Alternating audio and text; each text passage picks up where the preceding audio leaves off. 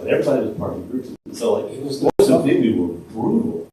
Yes. Like, if you were working, especially, you know, I mean, Phoebe, you know, your bracelets start to go out and all, and you'd be like, crap. So, because you know, putting on something, or you were trying to do lives and, you know, glide over or whatever, that was it. Yeah. Stop! You Yeah. know, Yeah. and what are you doing? Yeah. And then, but they were also very, very supportive. You were working on it, and that was great.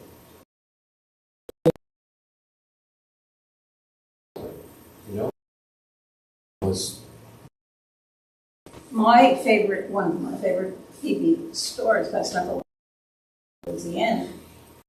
A friend was doing Desdemona and asked me if I would do Amelia, you know, if he was a partner. I said, sure, I'll help you. I'll do Amelia. And so we start the scene. And Amelia says, how goes it now? He looks gentler than he did. And Phoebe says, stop. Huh. I thought, stop. She hasn't spoken yet, you know. And Phoebe said, Anna, what do you feel about Desdemona? How do you feel? And of course,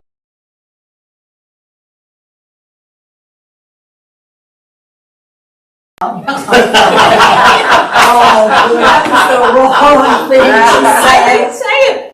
I tried to fudge so I said, well, and I got clinical, like, well, she thinks what she's doing is such and such, and then she says, Anna. Well, I think, and she said, Anna. She shook her head. She said, well, I'm sorry. Death knell.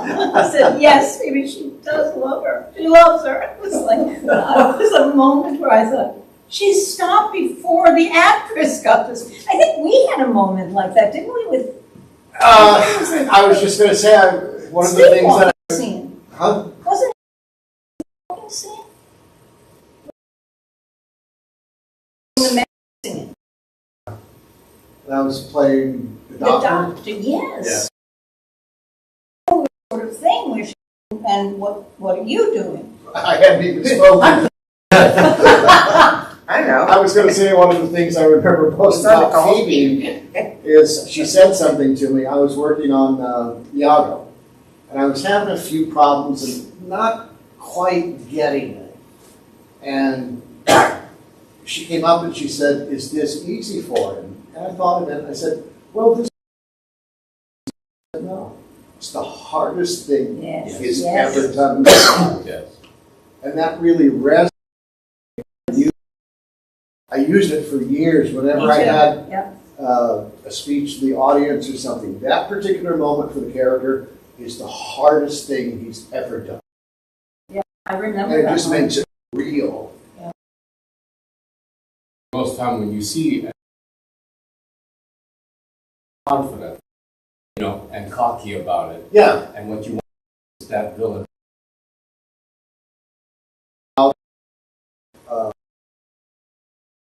Villain of the story.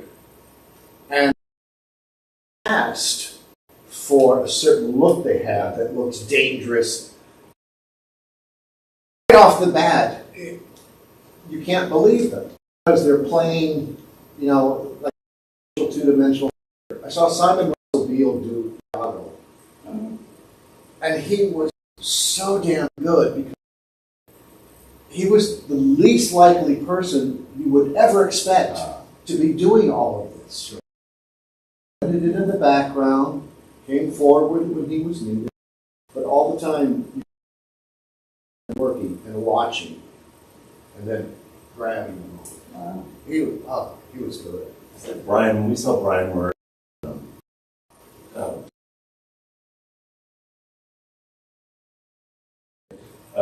and he played the professor, you know, and that character has always just not impressed me at all. Whiny, but he made it. He was like, I'm the only sane person in this house. That is so insane. I don't. Whiny was always like a. But I made things so easy. About it. You this place, you have to do very. You know, you have to do very. And he was, all of a sudden, there was a brilliant. person. There was a clarity to that role that Yeah, I never thought of that role as being anything. Yeah. And then it was suddenly like the biggest part of the play. Yeah. Because Brian Murray was playing the person, was the person. Mm. Yeah.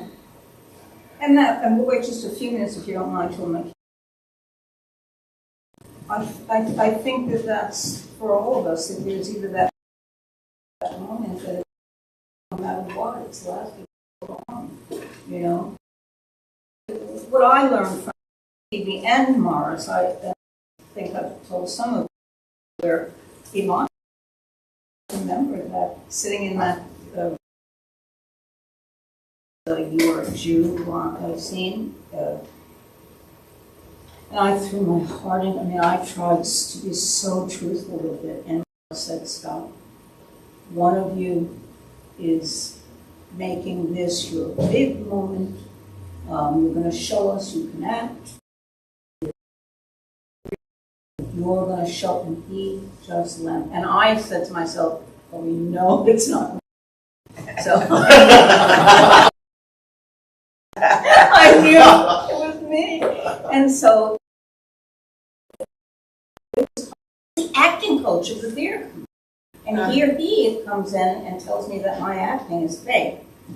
So all everybody's heads went down. And Phoebe said, "All right, let's stop here. Everybody leave." And as everybody left, they did the pat on the shoulder, good luck, and it made it worse. Oh, you did, sorry. They all left, and Phoebe said, "Anna, I hate when he does." Oh, he said, "Let's go, I'll walk you home." I said, "No, I don't want you to walk me home." I was so upset. Go home, not talking to anybody.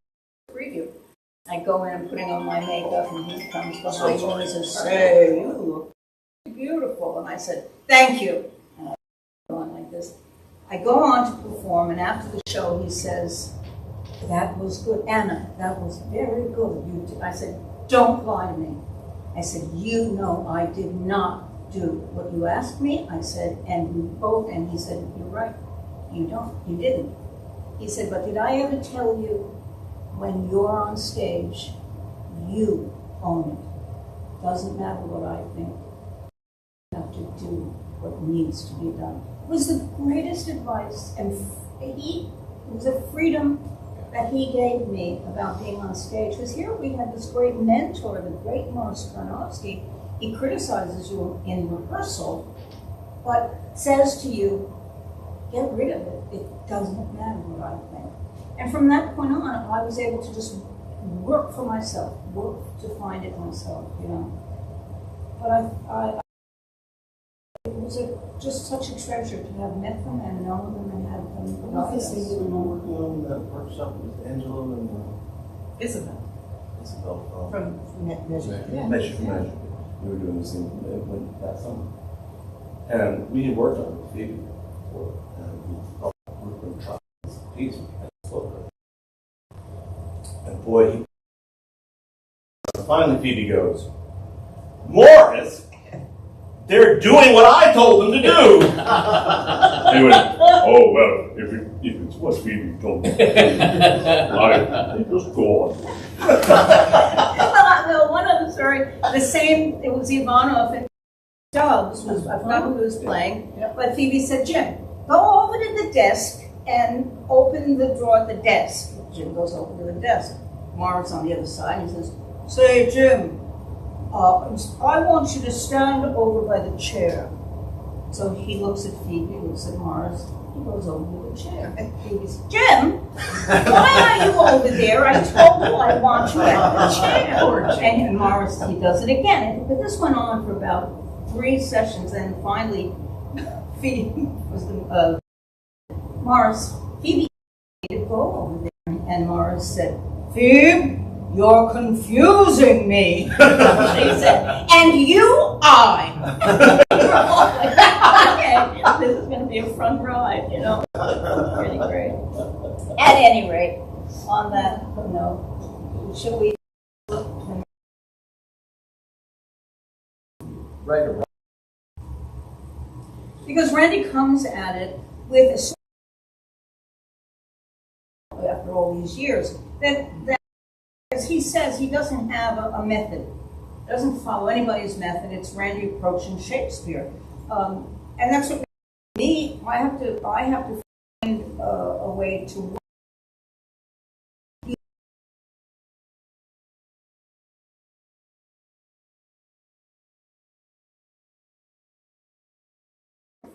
Automatically give a little extra stress to certain words depending on what we're trying to portray.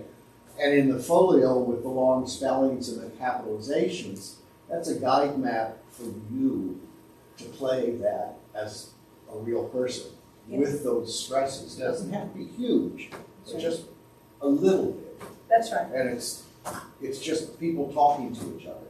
Yeah, and talking with the sense of circumstance.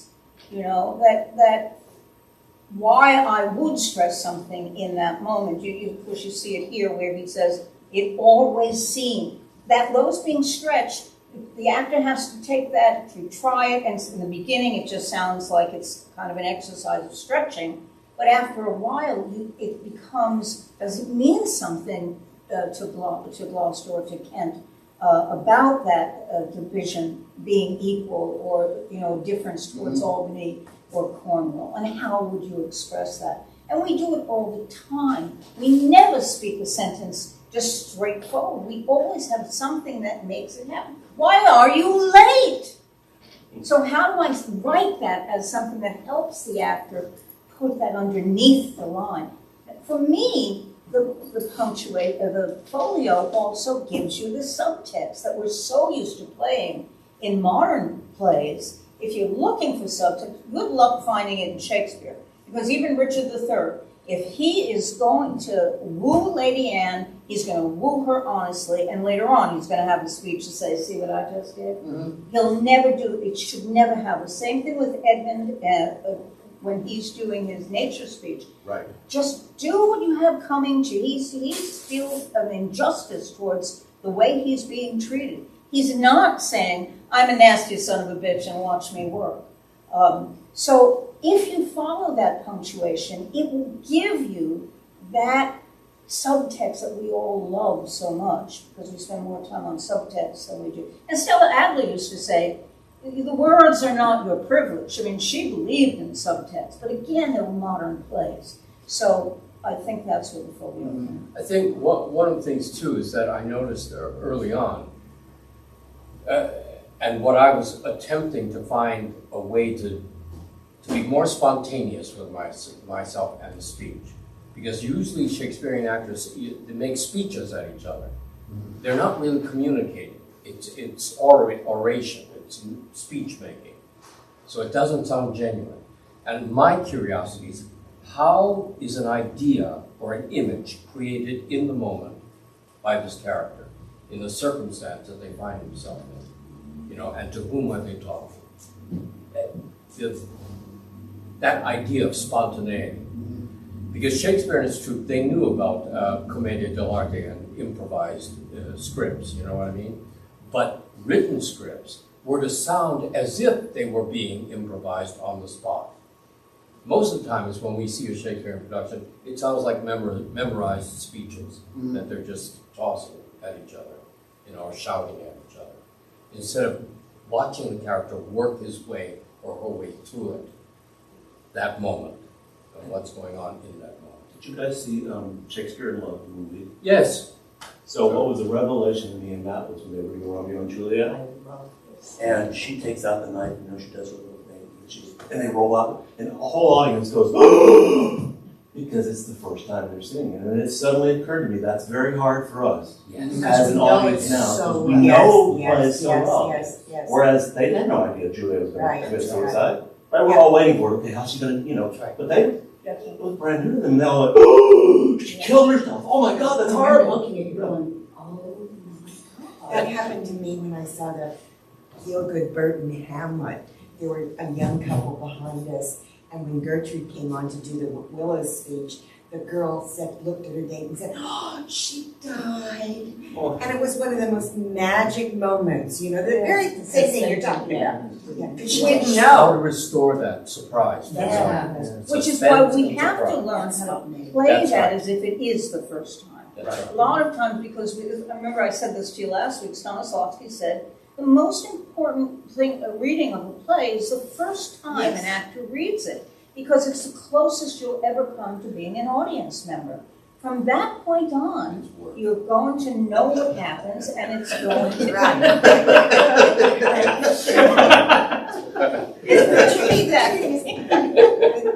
The really hardest thing in the world is to not look ahead in performance. Yes, To not know the end. not give stuff away. To forget it yourself if Yeah. you can.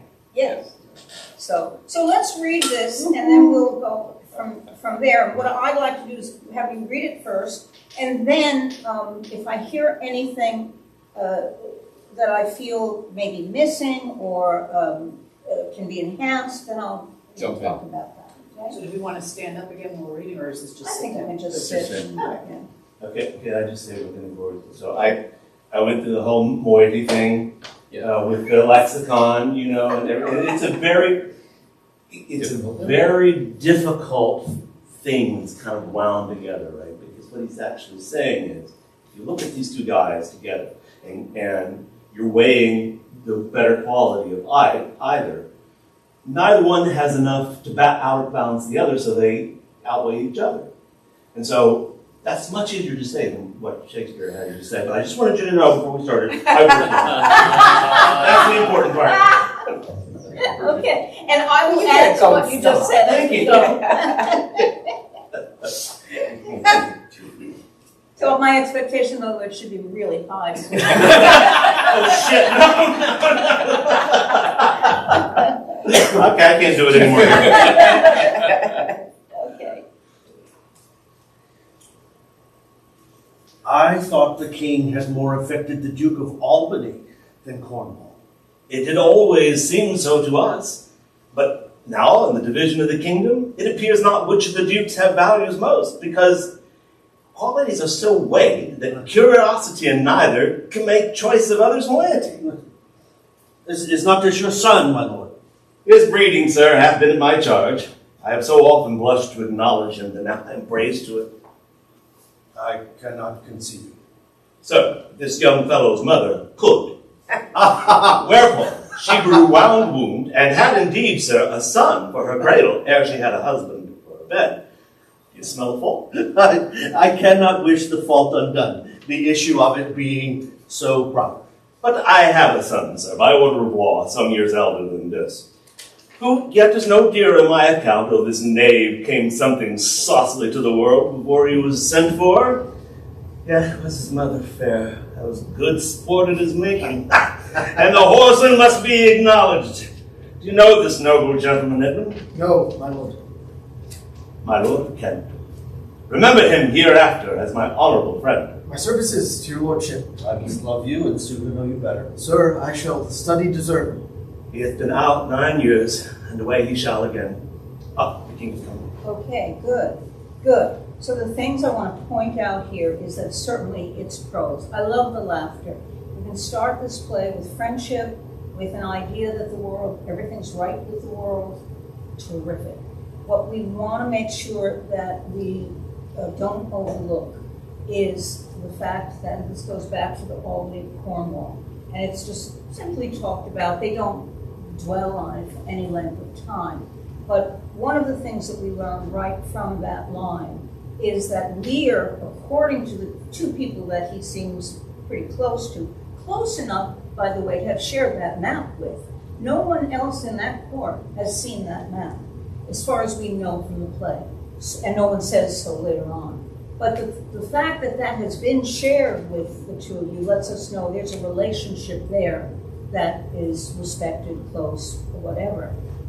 And the fact that something happened that let you know that he preferred Albany, whether every time he talked about him, gee, Donald was sure as lucky she got Albany, or I don't know that form, whatever it is that he said and shared with you, he's changed his mind. he's made a decision now by dividing this kingdom, these two portions of the kingdom, equally. And that somehow has stirred at least a curiosity in the two of you.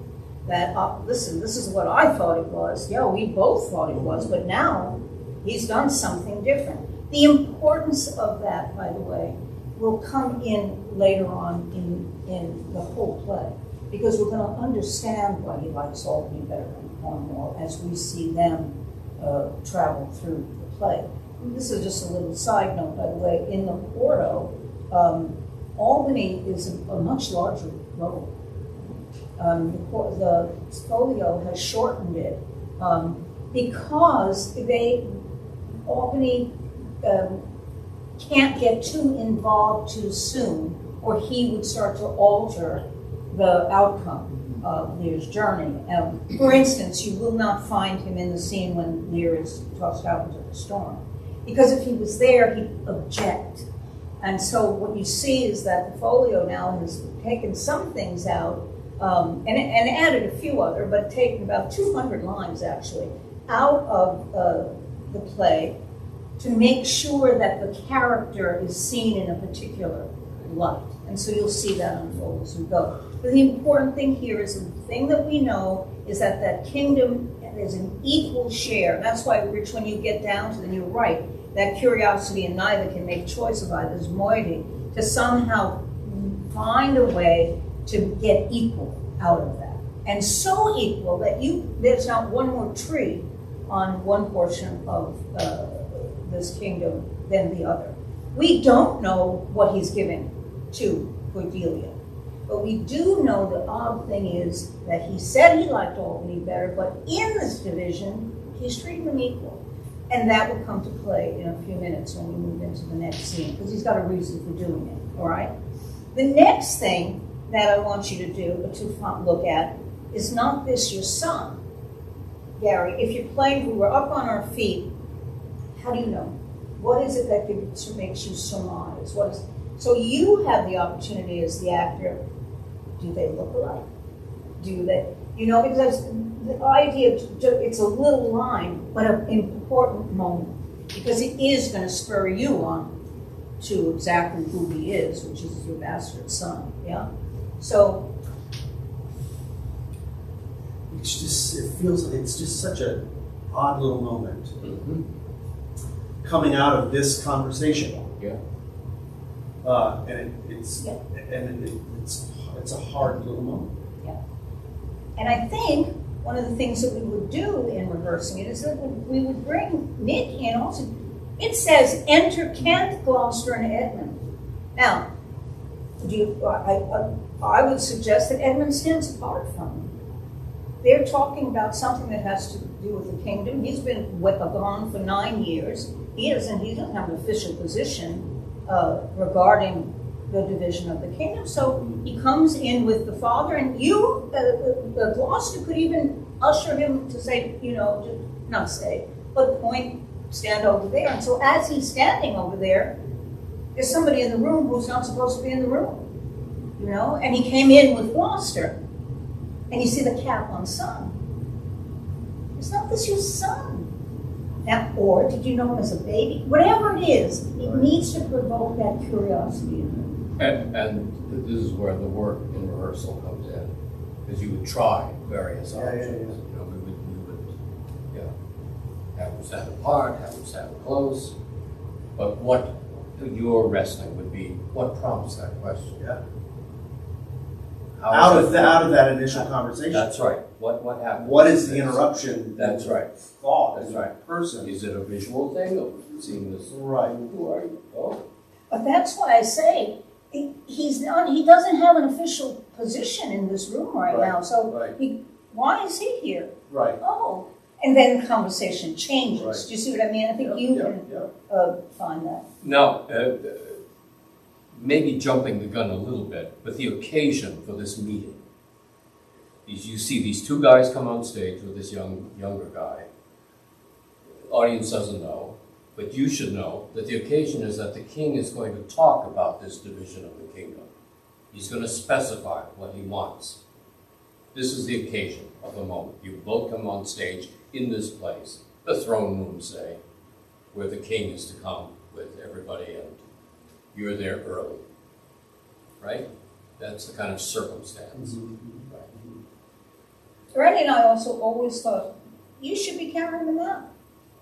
Yeah, that can. Ken, And when you ask, or even, I mean, but the that map comes both in. of you know that. When you have a prop of such importance and the discussion is going to be about the division of a kingdom, that prop can serve a purpose for all the little groundlings, you know, who are watching and don't have a vast education. Map will speak 1,000 words to them.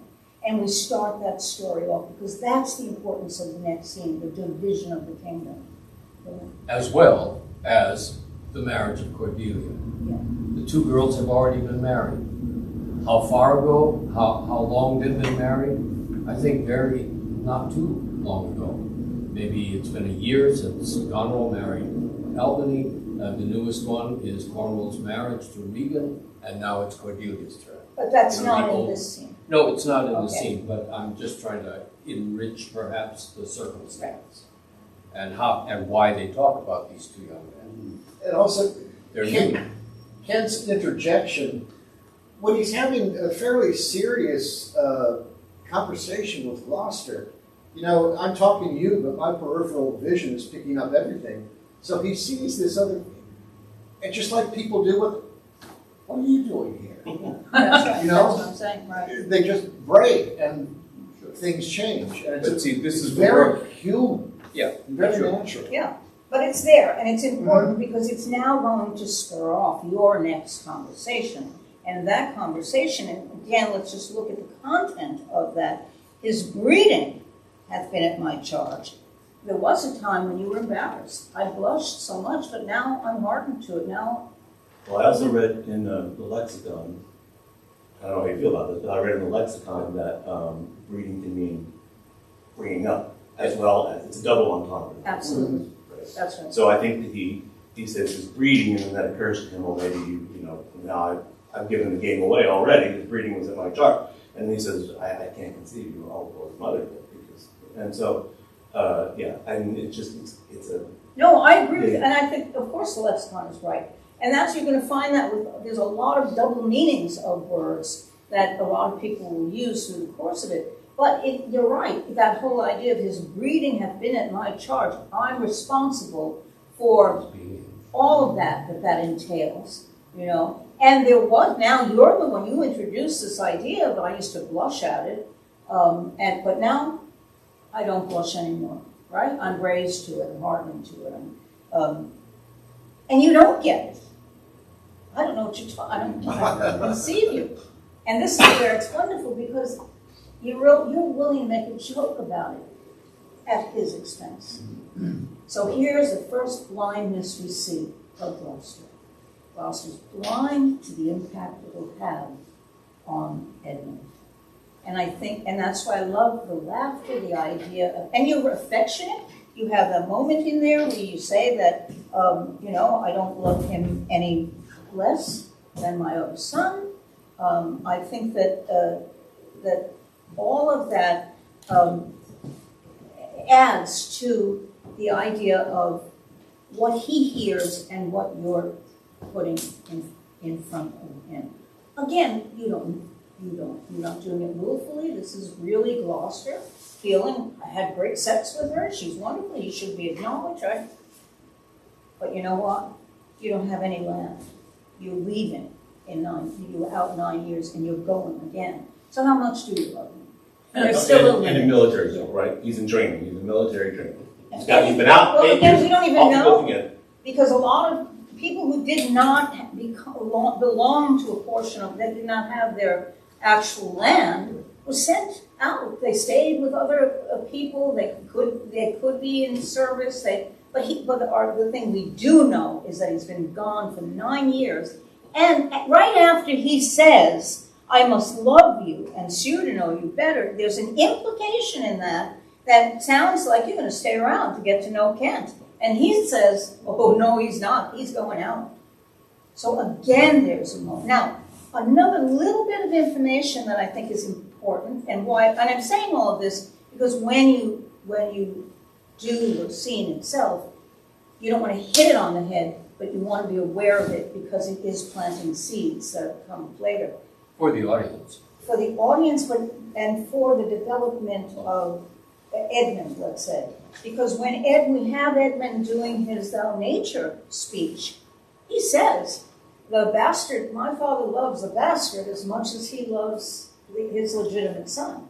Well, we as the audience, from what we know, because we don't have, this is all we have, is you told him that in this scene.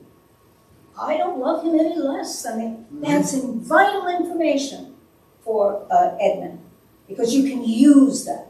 You'll be able to use that knowing that if he loves you as much, then all I have to do is vilify Edgar. I can use that to. Remember I said last week, he's brilliant at convincing the gullible. And I think to some degree, you're gullible, and I think we'll find in a little bit just how gullible Edgar is too. But so that's what I think has to be here. Oh, one other thing. Remember when Phoebe Morris and other acting teachers talk about action? There's a very important action for Edmund in this scene, and that action is, I shall study deserving. And if you want to have an action through the course of the scene for Edmund, study deserving. So every scene you're in, find out how to be deserving of the love, which you will ultimately get of Cornwall, and you will get from your father, but that's a great acting action to play, because every scene you're in, observe. Now I will tell you that what's coming up is that Quarto and Folio have no exit for Edmund, and they have no entrance for the fool. Many productions like to put them in and take them out. So you see the fool there, and you'll see that Edmund leaves. All I'm saying is that for a while I would follow both those texts, because they do manage. There are sections in the Quarto where they do take out certain characters, and the Folio, they have certain things put in, and the Folio takes it out. But for whenever it's the two texts that are saying something, I pay attention to that and find out if it has something to do with what Edmund hears and learns, and the letter and the effect of that letter. Make sense to everybody? Okay. Okay. Any questions that you guys have? Okay, so we're going to move on. All right. Is that good? Okay. Then you want to say anything else? You just want to get on. Attend the lords of France and Burgundy, Gloucester. I shall, my lord. Meantime, we shall express our darker purpose. Give me the map there. Know that we have divided in three our kingdom. It is our fast intent to shake all cares, business from our age, conferring them on younger strengths, while we, unburdened, crawl toward death. Our son of Cornwall, and you are no less loving son of Albany. We have this hour a constant will to publish our daughter's several dowers, that future strife may be prevented now. The princes France and Burgundy, great rivals in our youngest daughter's love, long in our court have made their amorous sojourn, and here are to be answered. Well, tell me, my daughters, since now we will divest us both of rule, interest of territory, cares of state. Which of you shall we say does love us most? That we our largest bounty may extend, where nature doth with merit challenge. Goneril, thy eldest woman, speak first. Sir, I love you more than word can wield the matter. Dearer than eyesight, space, and liberty, beyond what can be valued, rich or rare. No less than life with grace, health, beauty, honor. As much as child e'er loved or father found. A love that makes breath poor and speech unable. Beyond all manner of so much I love you. What shall Cordelia speak? Love and be silent. We have all these bounds, even from this line to this, with shadowy forests, with champaigns rich with plenteous rivers, wide-skirted meads. We make thee, lady, to thine and Albany's issues be this perpetual. What says our second daughter, our dearest Regan, wife of Cornwall? I am made of that self-metal as my sister, and prize me at her worth. In my true heart I find she names my very deed of love. Only she comes too short, that I profess myself an enemy to all other joys which the most precious square of sense professes, and find I am alone felicited in your dear highness love. And poor Cordelia, and yet not so, since I'm sure my love's more ponderous than my tongue. To thee, and thine hereditary ever, remain this ample third of our fair kingdom, no less in space, validity, and pleasure than that conferred on Goneril. And now our joy.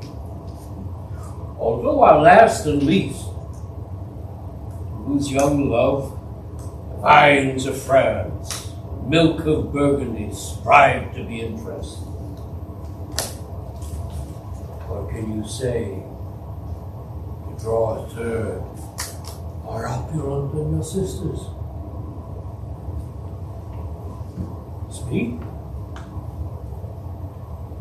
Nothing, my lord. Nothing. Nothing. Nothing will come of nothing. Speak again. Unhappy that I am, I cannot heave my heart into my mouth. I love your majesty according to my bond, no more nor less. Cordelia, bend your speech a little, lest you mar your fortune. Good, my lord, you have begot me, bred me, loved me. I return those duties back as are right fit. Obey you, love you, and most honor you. Why have my sisters husbands if they say they love you all? Haply when I shall wed, that lord whose hand must take my plight shall carry half my love with him, half my care and duty. Sure I shall never marry like my sisters. But goes thy heart with this? Aye, my good lord. So young, and so untender. So young, my lord, and true. Now let it be so. Thy truth then be thy dower. By the secret radiance of the sun, the mysteries of Hecate and the night, by all the operation of the orbs from whom we do exist and cease to be, here I disclaim all my paternal care, propinquity, and property of blood. That is a stranger to my heart and me, hold thee from this forever. The barbarous Scythian, or he that makes his generation messes to gorge his appetite, shall to my bosom be as well neighbored, pitied, and relieved as thou, my sometime daughter. Good, my liege. Peace, Kent. Come not between the dragon and his wrath. I loved her most, and taught to set my rest on her kind nursery. Hence avoid my sight. So be my grave, my peace, as here I give her father's heart from her. Call France. Who stirs? call Burgundy, Cornwall and Albany. With my 2 daughters' dowers, digest the 3rd. Let pride, which she calls plainness, marry her. I do invest you jointly with my power, preeminence, and all the large effects that troop with majesty. Ourself, by monthly course, with reservation of 100 knights by you to be sustained, shall our road make with you by due turn. Only we shall retain the name and all the addition to a king. The sway, revenue, execution of the rest, beloved sons, be yours, which to confirm this coronet part between you. Royal Lear, whom I have ever honored as my king, loved as my father, as my master father, as my great patron, thought on in my prayers. The bow is bent and drawn, make from the shaft. Let it fall rather, though the fork invade the region of my heart. Be Kent unmannerly when Lear is mad. What wouldst thou do, old man? Think'st thou that duty shall have dread to speak when power to flattery bows? The plainness honors bound when majesty falls to folly. Reserve thy state and thy best consideration. Check this hideous rashness. Answer my life, my judgment. Thy youngest daughter does not love thee least, nor are these empty-hearted whose low sounds reverb to hollowness. Content on thy life no more. My life I never held but as a pawn, to wage against thine enemies, ne'er fear to lose it, thy safety being motive. Out of my sight. See better, Lear, and let me still remain the true blank of thine eye. By Apollo! By Apollo, King, thou swear'st thy gods in vain. Oh, vassal! Miscreant! Dear sir, Forbear. forbear. Kill thy physician, and thy fee bestow upon the foul disease. Revoke thy gift, or whilst I can vent clamor from my throat, I'll tell thee thou dost evil. Hear me, recreant! On thine allegiance, hear me! That thou hast sought to make us break our vows, which we durst never yet, and with strained pride to come betwixt our sentences and our power, which nor our nature nor our place can bear. Our potency made good, take thy reward. 5 days we do allot thee, for provision to shield thee from disasters of the world, and on the 6th, to turn thy hated back upon our kingdom. If on the 10th day following thy banished trunk be found in our dominions, the moment is thy death. Away! By Jupiter, this shall not be revoked.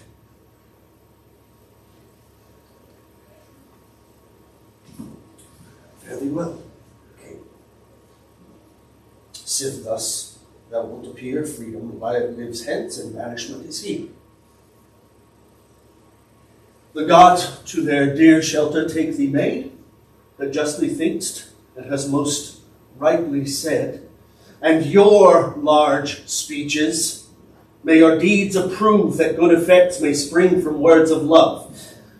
Thou, Kent, O princes, bid you all adieu.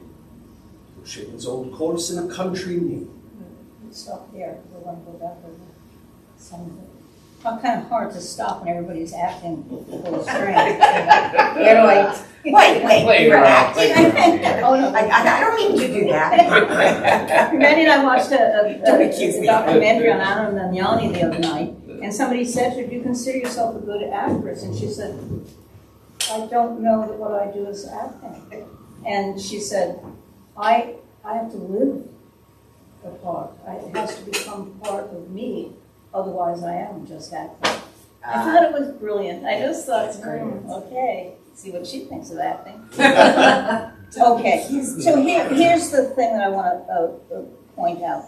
It is in this speech that Lear is going to, his darker purpose is what he's kept secret.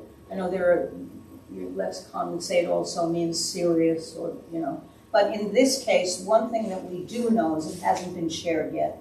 This is the moment that it's going to be shared. I want to just point out something, and I won't get too far into it, but when you look at, if anybody follows scansion. One of the things that happens in Lear's speech is that he has mostly 11 and 12 beat lines. So what do you do with that? That becomes the question. All right, and you'll see that even the girls have some. When a character has 11 beats, this is what I've learned and experimented with. You want to pull in that 11th beat, speed it up, because then it will show a kind of agitation, a little heart and a skipping, and yes. So, and it can reveal that a character is uncomfortable about something. That, again, you're not going to play it uncomfortably, but if you follow those extras. Now, Lear's has long lines. His first 3 are long. He goes into 2 normal, and then 1, 2, 3, 4, 5 are long, then 1 normal, and then 1, 2, 3, 4, 3 are long. But it is peppered with 11 and 12 beat. Okay, and so for everybody, when you see that, to start to play with the idea of meantime we shall express our darker purpose. So not our darker purpose, you know. That purpose is quickened, not as important as we're making it. Right. And what that will do is, if you quicken the end of that, it will put the stress where it needs to be. Give me the map. Now I'm on to what I really want to get onto. And it'll happen on several cases. Know that we have divided in 3 our kingdom. And that's what's important. That 3 in that stress position is important. You see what I mean? Not just the divided.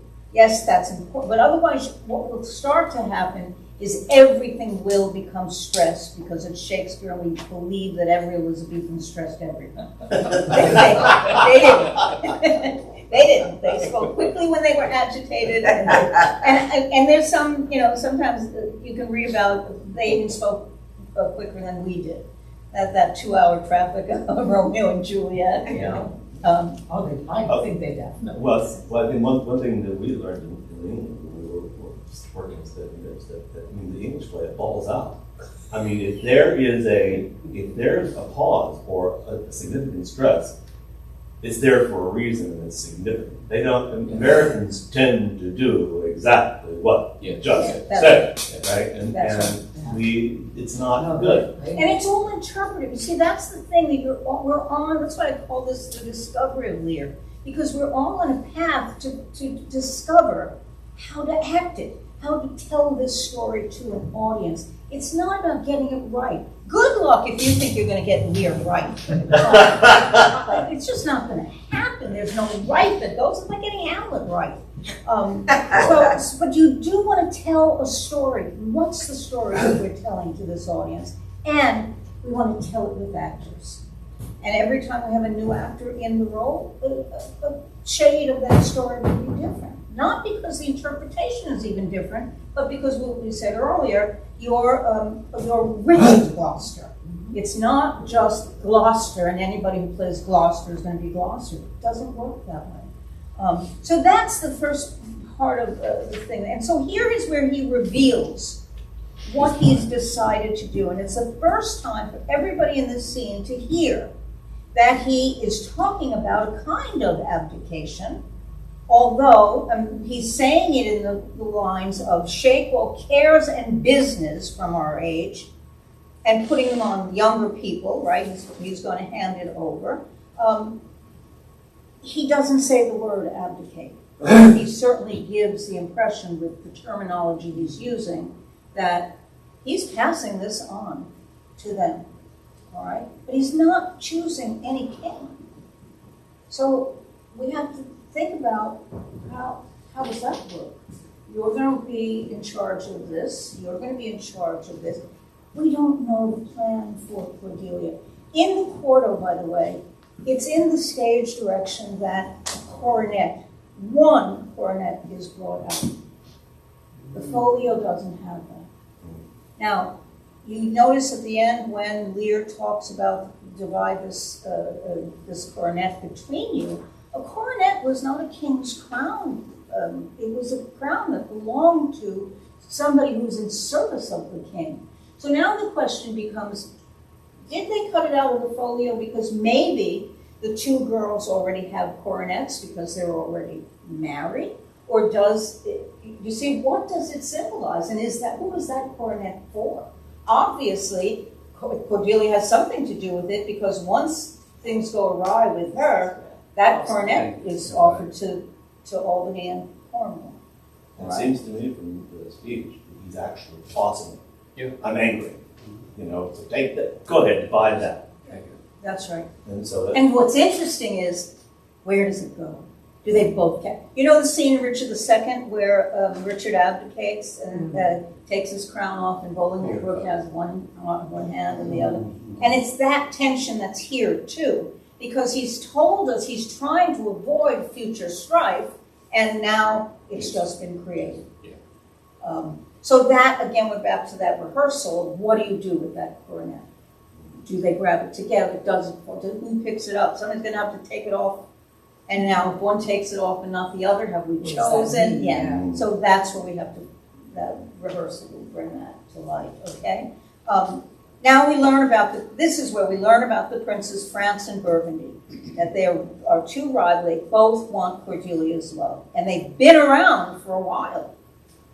So now is the time that he's going to take care of this. Now, he says, and here they are to be answered.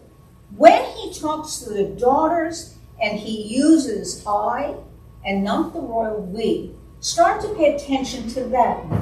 Because sometimes he's the father and then sometimes he's the king. Something's happening behind the door.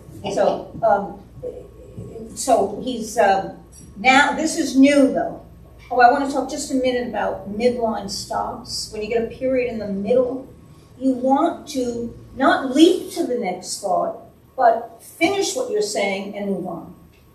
So that when you have, here he has, and here it be answered, tell me, my daughters. It's not a big pause that happens between that period and the next part of that line. You're ready to move on. Almost to the point where no one can interrupt. I'm ready with my next thought. So let's start to pay attention. Because some people have quite a few of them, some have less. And this is the first time, right here on the spot, we're learning that he wants to hear who loves him the most. You don't know that. You don't know that. Cordelia doesn't know it. And no one, even Kent and Gloucester, no idea that this is what the game is going to be. All right? So it's new information, which I think is why when you look at Goneril, and that's a pull-in one, Goneril, our eldest born, speak first, and you have 1, 2, 3, 4, 5, 6, 7. You have those beats and you're playing them. It's almost, I'm sorry, almost as if she was this. I know. But it's almost as if you need that time to come in because it's new. Yeah, I mean, Right. because she's like, holy shit. Right, And we definitely know that she's the favorite. Yes. I'm getting the first chance to speak. Right. Now, I want to just bring in at this point something called object. I just heard a funny story about you and Morris and object. But Morris used to say, the object saveth thee from death. And what he meant by that, or what I learned from that, was that you need to focus on something that's the core of why you're speaking, where your attention is when you speak. I did we did Oedipus at APT, I did Jocasta, and he saw it. And then I was doing a scene where I go off to kill myself. And so I have this, oh, Oedipus, may you never know the truth. And I did a typical bad actress, oh, Oedipus, no, yeah. And Morris said, Anna, what's your object? And I said, well, my object is to get him to stop. He said, no, that's not your object. Your object is seeing yourself dead. See yourself hanging. That's your object. It starts here. The idea doesn't come here. So when you say your lines, you're saying goodbye. You're saying goodbye. And I tried it one night. I have to tell you, for me, it was a charm. Because I didn't think of how to say the lines. I focused purely on ending my life. And that's what I think for the girls in this scene now. Your object is the king. Yes, that's right. And so you'll do What do I have to anything do to get it? That's exactly right. So you don't have to worry about am I being good, bad, loving. Everything that comes out of you is can I give the argument, give the evidence that I love you the most to get that part of the best part of the kingdom. Even if you do know about cricket, it doesn't matter. You're still going to play the game. So that's what we have. And again, we have one of these moments where you have a long line. So, sir, I love you more than words can do the matter. If you pull it in, Jennifer, it gives you this sense of what could I possibly say, you know, and then you can gather your strength because now you're going to have commas. Now you're dearer than I say. What's interesting too, I think about Goneril, look at that dearer, beyond, no less, as much, beyond. Everything is bigger than anybody else would ever say.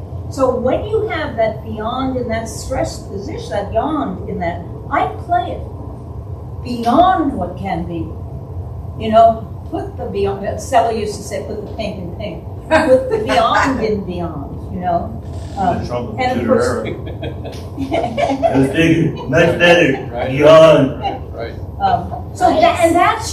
That's your beginning of your character. She's so good at preemptive strike. She's going to get it done before anybody else can get it done. And she's going to have lines to that later. That's right. So here's the beginning of that. What can I say that doesn't give anybody else a chance? All right? That brings us to Ray. And he gives you your portion. That brings us to you. And so what do we have here? We have another long line. We have three regular lines. The first one. Confident. Wait. I am made of that same metal as my sister. It's long, right? It's long. That's yeah. right. So again, it's that beginning of. I'm gathering myself in order to top her. That's exactly right. And the same object, it's the kingdom. But again, this has been added to it. You've heard that. Right. Now it's your chance. And listening to her has given me a teeny tiny bit of an advantage in that I've had a little more time and I've been at least heard what she has to say so that I can top it. It's like a pole vaulter going last. Right. And, however, not an easy task. No. So, so what you end up saying, if you look at your last part of that, is that there's no happiness at all. I am basically only happy in your love. It's the most important thing in my life. That's right. It's kind of bullshit, I think. Well, yes, but we're going to get to that in a few pages. You know, so right now, though, let's believe it. Yes. Because again, I told you last week, there's no difference between a lie and a truth. The action of a lie and a truth is exactly the same. So you have to convince the person you're telling the truth. And if this is the person that we're convincing, and that there's this kingdom that somehow, so maybe you don't get the best. You don't know it's divided evenly. So maybe you don't get the best. Cordelia may get the best. Well, maybe you'll get better, at least, than each other. Well, I have heard what he's given her. Yes. So I know what I'm not going to get. So maybe I'm Yes, thinking but we about have what's two left. portions left. That's right. Right.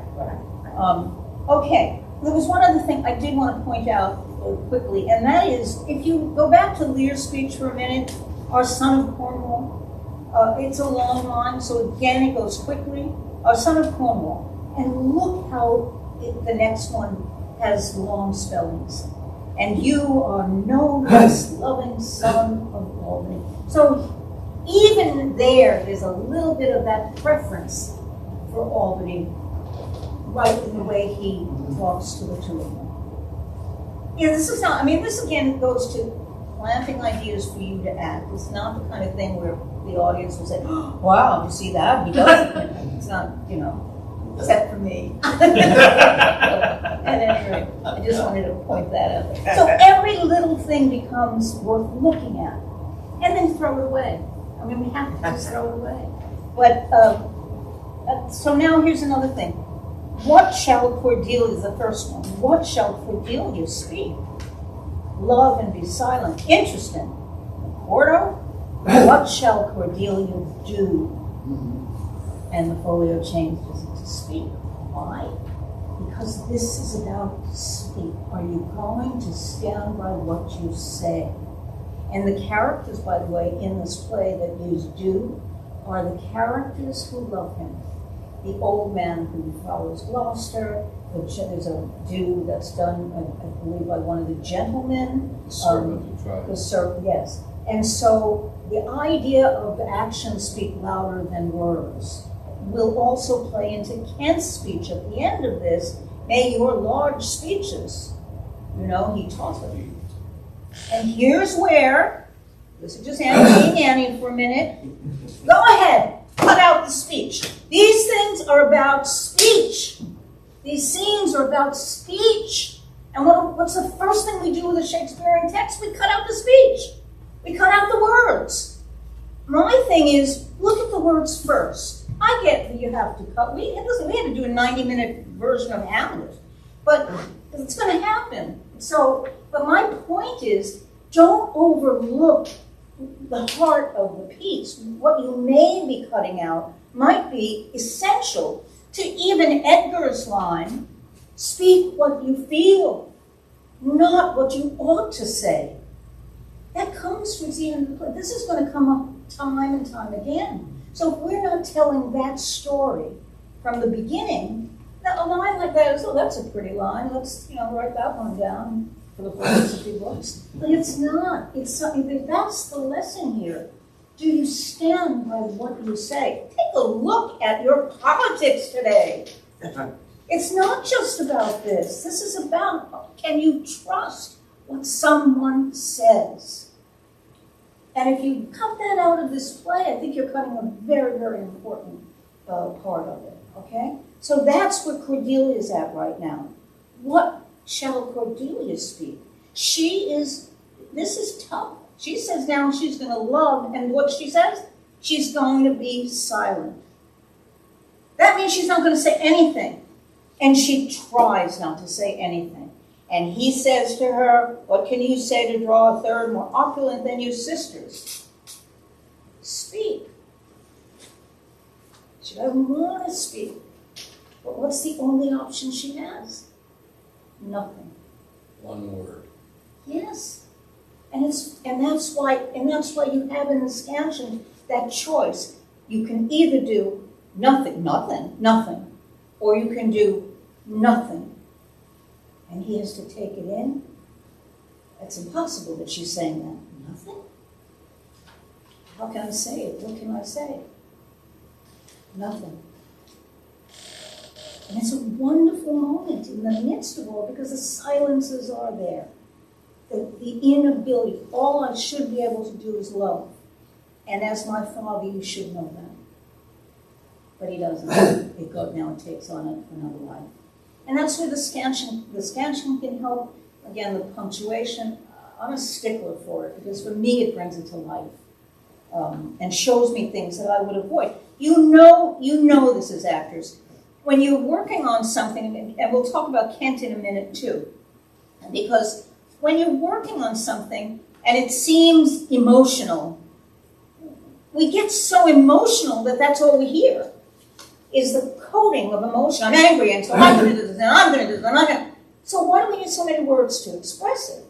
The truth of the matter is, if you are that emotional, Stella Adler used to do this exercise where she would say, go over to that piano and pick that piano up, and you can see the actor go over and try and think, and then she'd give them math problems. He couldn't do 2 and 2 because his muscles were like, why does everybody in New York say fuck? Because they're like this. They can't say long sentences. It's got to be fuck, get out of fuck. Because once you're wound up like that, words go out the window. That's a clue that if these people are still able to speak, then they can't be totally wound up. So you have to find that mid-ground. I have to speak in such a way that I believe what I'm saying will change the mind of the person I'm saying it to. Otherwise, it's just batting anger back and forth. Does that make sense? Yeah, and that's where the scansion helps so much. And reading is because that tells you where Mr. Shakespeare thinks the speech. You know, I always say the hardest thing for any actor to do is box. I say this for myself. The hardest thing for myself to do is get out of the way of Shakespeare. Yeah. If I just get out of the way of Shakespeare, half the battle's over, right? Because I want to put things on it. He's already taken care of it. He's much smarter than I, and he's already taken care of it. But I mean, it's like in Hamlet, right? Hamlet, blah blah blah blah blah blah blah blah, and yet when he gets to the peasant slave, and he says, "Yet I." Yeah. Right? And so all of a sudden this man can't stop talking. And it's very powerful. I mean, that's like one of the most powerful examples of that. Because as an actor, try to do that without feeling something. And it's very difficult. Listen, it's very hard. That's why I said even when I was listening to you guys go, I want you to go. I'd much rather have, I'd rather you err on the side of chewing the scenery than some of the stuff today. Because it's so pulled back that all life is a ho-hum. I mean, and so I would much rather have people explode with emotion, because then you can pull that back. But if it's going to be this sort of casual rendering, I don't want to go there either. Mostly I don't want to go there. But I do want us to modulate why we have these long speeches and what is it we're trying to achieve. You're really in a tough spot. Because one of the things, this is one of those areas, by the way, when you come into it and you say, what's your interruption line? Good, my liege, right? Lear is using I. He doesn't use we. So his love for Cordelia and his upset with Cordelia seems to be as a father who loved her. And so you have to now deal with not the royal king, even though that's sort of in your DNA anyway, but you have to deal with listening to what he's saying. I loved her most.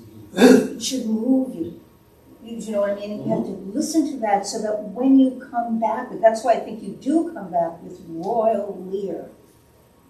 I'm still going to hold my place respecting you as king, right? And then, again, because it changes. You're not going to attack me in this moment, whom I ever honored as my king, loved as my father. It's human. It's two people who are not king and subject. That's a given. But there's something else that you can use, believe you can use to change him. Because you're doing it by, you love him as a father, you follow him as a master, and you pray for him, right? And it feels like he almost gets to you.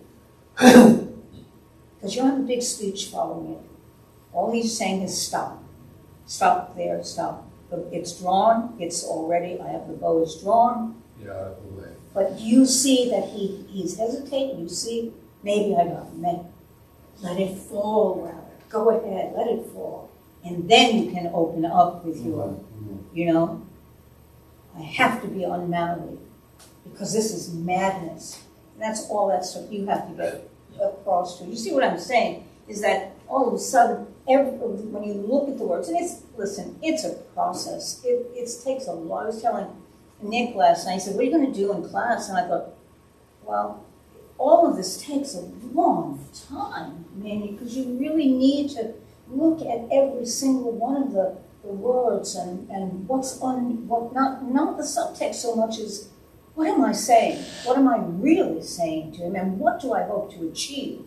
Can I achieve anything by hitting him on the head? Well, maybe there comes a point where your own emotions take over and that will happen. But in the meantime, if we're gonna go on for as long as we go on, you've got to fight like hell's object again. What your object is the kingship. Get him to take that crown back before it's too late. Right? And again, I love the fact that Lear has he only has one line in there. Can't for my life no more. And you see that. He's not rejecting you. He's just saying stop. And no, okay, that means he hasn't banished you yet. I'm still alive. I still have a chance here. You look puzzled. Well, as you said, it's just what's so tricky is he's doing something in public to the king. You know, and so there's that piece of it, and then he's humiliating him as well on a human level, and it's a tough place to be, and it is a little bit of a struggle with his one lines. Yeah. It kind of throws him off a little bit. It feels like, at least it throws me off a little bit. Like, you're the king. You're the king. You got it. You know. And when it throws you off, let the words help you. Let the words help you. I think it's what Rich is talking about too. Shakespeare, he never lets me down. Whenever I'm in trouble, I always go back to what am I saying? What am I saying, and what do I hope to achieve? Kent, on my life no more. You pick that up. You want to talk about my life? My life I never held, but as a pawn. Look at the long spelling. Yeah. To wage against thy enemies. I'm not afraid to. Do you realize what I believe in? I've always been there. But you pick it out of his life, his use of life. And then again he says, out of my sight. 3 times he tries to put an end. He tries to put an end. Why? My suggestion is you're getting to him. And he doesn't want to be gotten to. Again, you pick up the word "see" from this site. Oh yeah. I mean, everything in that little section, it's everything he says. Yeah. He's got something Yep. to come back at. I'm not going to be dismissed. Right. Right. This guy. Don't dismiss. Yeah. And to your point, I think it doesn't, because this last time I was coming at him, and I don't think he has to. Yeah, and you have the privilege, all of you have the privilege to find it. Yeah. I think we go into performance mode quickly. But you're actors. As I said, I do too. I mean, that's what we do, we act. So, but now when you're working on it, to go back over it and to say, what could be happening here? Now it's the exploration time. What could be happening here? And then you start to look at it and you ask yourself the question of, is Kent getting to him? Why are those short answers? Why does he just keep saying stop? Stop. Why does he want him to stop? Not just because he is right, but why do people say, don't say it, I don't want to hear it? Nick, whenever I say something, he puts his hand, I've been wondering why Albany and Cornwall listen to all of this, and it's only after Lear says, oh, vassal, miscreant, before they decide to speak up. And since vassal is capitalized, Yeah. and vassal is also the legal term that Lear has power over life or death over Kent. And it's my feeling, I could be wrong, but because there's such emphasis on vassal, miscreant, that it could come close to where Kent is sentenced to death. And that's when they decide this has gone too far. There's also, But that's all they say. but this is, it's not only in response to what Lear says, but what he may be doing. There's a stage tradition where Lear actually draws a sword. In another production, he grabbed a halberd from one of the guards and is about to whack Kent with it. So But you're sometimes right. lines need to be linked with a physical action, and sometimes you get that from stage tradition. I think Anthony Hopkins took out a gun from the holster of one of the Sure. bodyguards and said, Yep. prepare. Yeah, but Well, obviously, Kent's retort to that is kill thy physician. that's right. That's right. So the threat is this old It's a king. physical Yeah, about to commit, Yeah. to execute you. And if you look again at the scansion, thy safety being motive against one, and then there's the scansion space between that, and when Lear says, out of my sight, and then the scansion space between that and Ken says, see better, there's so much going on between the two guys. Yeah. It's like, what? The other thing too, now by Apollo, this is the other thing. This is not taking place in a Christian world. You know, even when France says, oh, gods, but he says gods with an S. So this is not, this is a world where it's very important for people to understand who Apollo is. So again, otherwise it becomes a general curse. No, Apollo is associated with Light, rationality, Rationality. reason. and health and society and natural society, you know, nature, disrupting society. Everything. He's huge. Apollo is somebody who is connected to the very things that are being seen. That's why you come back with, now by Apollo came. If you want to swear by Apollo, I'll swear. And look what's going to happen. Thou swearest like gods in vain. That is an insult, a tremendous insult. That he could pull that sword at that, because what you're saying is it's worthless. You're praying till no avail. Because in your vain. actions are irrational. That's right, for nothing. And even the gods aren't going to listen to you. It's one thing for people in this court not to listen to you. And you know what? Down the road, gods aren't going to listen to you. He has no, he's been stripped of all the power. So, And then his final thing, by Jupiter, his appeal to the king of the gods.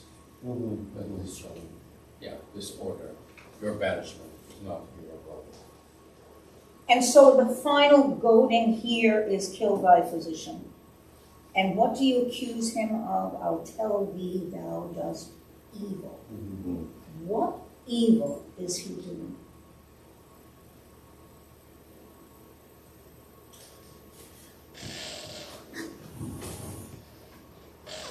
Anytime. He's betraying Cordelia's love. Is what? He's betraying Cordelia's love. Very much part of the kingdom. He's accepting flattery. Yes.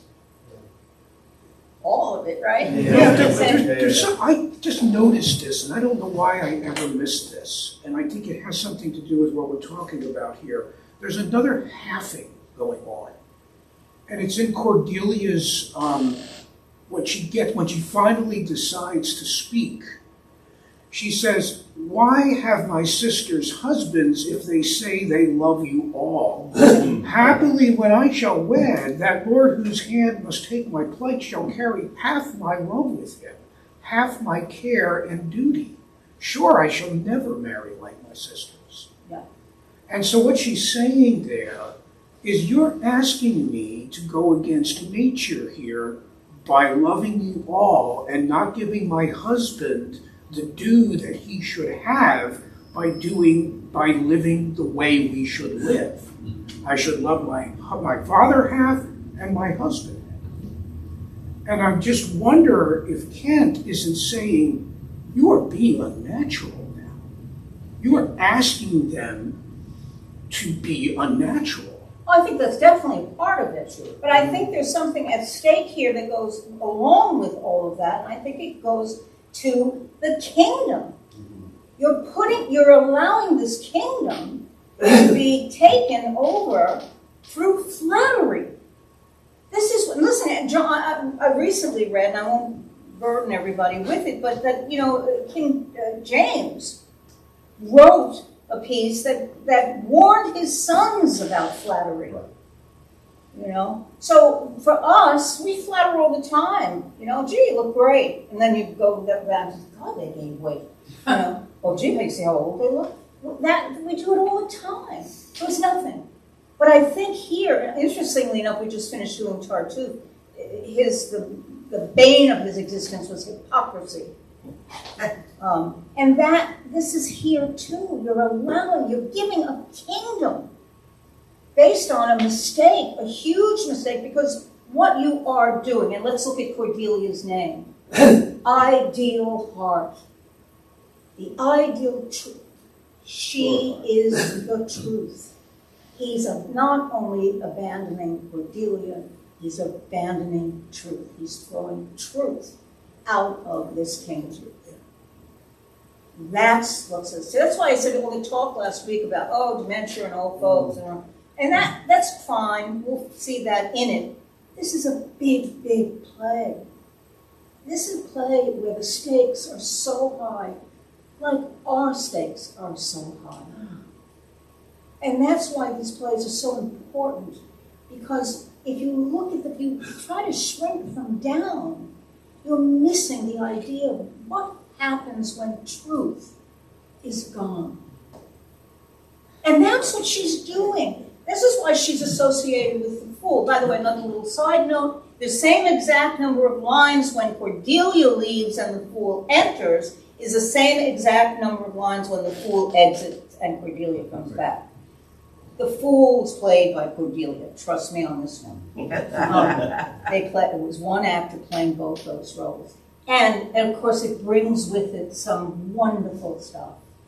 Because as good as that actor might be, there are shades of Cordelia in the fool. So she's never really gone. I've read one scholar who said what she does is she doesn't go to France, that she actually puts on fool's garb and that she's there.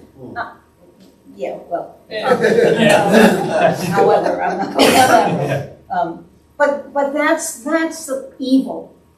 The evil part of the evil. And yes, John, you're absolutely right. And that speech is so important because in the folio, too, by the way, sure, I shall never marry like my sisters. On some level, it's kind of a naive, a young girl. That's why he says so young and so on. She's young.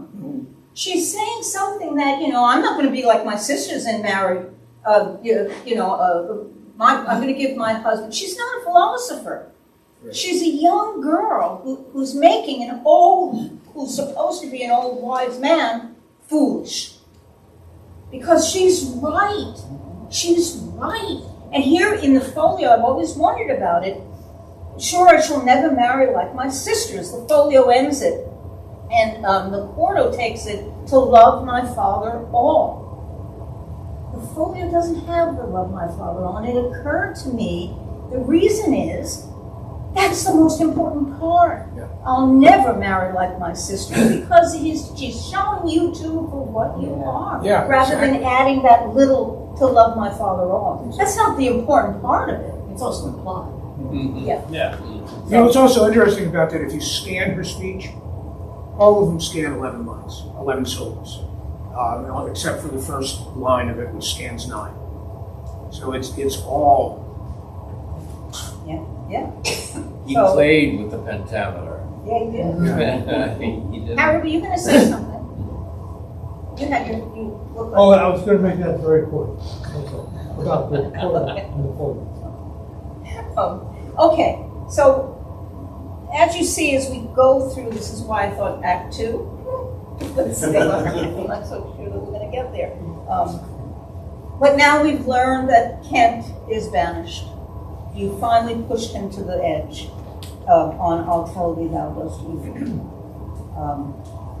And here he's retaining his kingship upon our kingdom. The owl, the weeds, the royal weeds. Well, he just gave up his kingdom. He's destroying It's still his kingdom. He's fractured the world. But And it's I'm totally suddenly- blind to it. Yeah. And I'm suddenly, I'm going off in some convoluted path here, but if Lear had had sons instead of daughters, it would have been a completely different universe. And if Lear was a queen, it'd be a different story also. No, but again, we have, and the proof of that is we have, what's going to come up now, is we have Gloucester has 2 sons. And Edmund, by the way, his first argument is not that he's a bastard. His first argument is that he's the younger brother. And so, if she were, one has to ask, if she were, if they were males, would everything have gone to Gonro? And again, for the actress, what does that layer in? Again, I don't believe in knocking things so hard on the head, but it's put in your hands now. That's why I think when you watch Goneril through this play, and she takes a superior place when you see her, even with Oswald, and when she calls her home a palace of Grace Palace, she is already queen. That's what he's. But again, one would ask, shouldn't she be? If she would, I think that's what she did. that's right. So again, it's not coming from a place of, oh, I hate his guts, but he's an old man, he should be out. It's coming from getting what I deserve. And for the actress, I think it's so much richer to play that than to play the evil. This does beg the question of what did he have in mind? I mean, when he comes out to divide the kingdom, why has he made no provision of someone being in charge? Not Right, just the why is division he of the dividing it? I mean, but my instead of keeping it whole. Yeah, well, he is. Perhaps that each will take care of their portion and be responsible for their portion. And She's because foolish. they're sisters. But here's the thing, Fine. and this is what is particular, why perhaps it's tragic and at least sad, is that he does it out of the best intentions. And those intentions are, if I give Goneril and Regan exact portions of land, they won't fight. If I give Cordelia the best, she gets to marry the king of France. She gains a kingdom on top of the portion I'm giving her. And that brings a power with it and a protection with it that the other two don't have.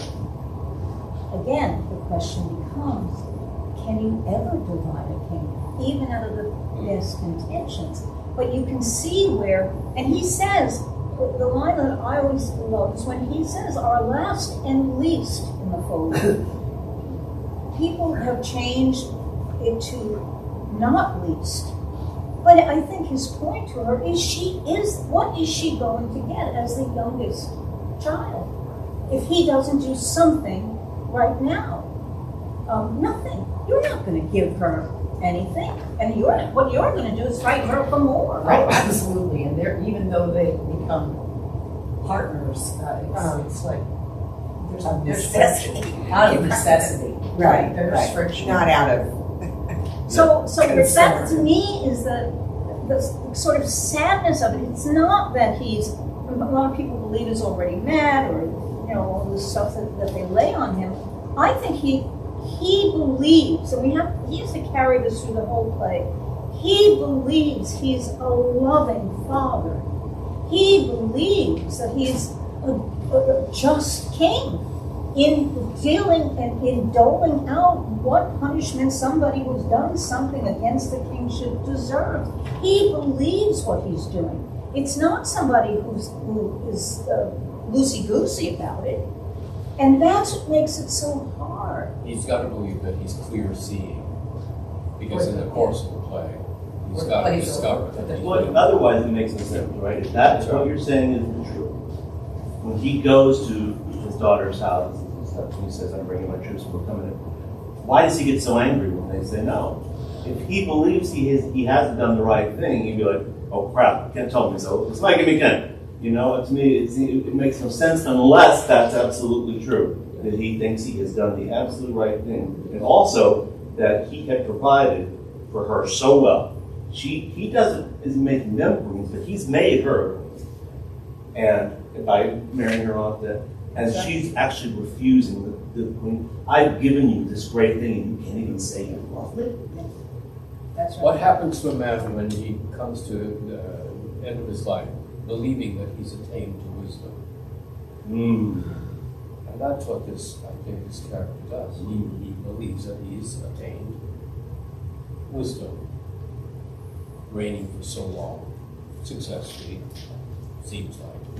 And he's so convinced that what he's planned for the future is Yes. going to work, Yes. that when it doesn't, Yes. it's just destroys. That's right. And But he's got how it do you on. go back on that when you have that belief that you retain that wisdom? And then you Thus have the the playwright. fool who will come in Yes. and remind him You- of all of this. And You're a fool. because here's the question that one, that's why I talk about that hunting moment for me, is that here's a man who says, well, I'm old now, I'm going to crawl towards death, and this is the best thing I can do is to divide and prevent future, and he talks like he's an old man ready to retire. And then he goes out hunting, and we see him come in, where's my dinner? Oh, dinner, where's my food? Wait, you don't seem like you're crawling towards death, you seem like you're Well, you're if I've got some re-energized. vitality No, left, then you I'm are Lear, because you're the same thing.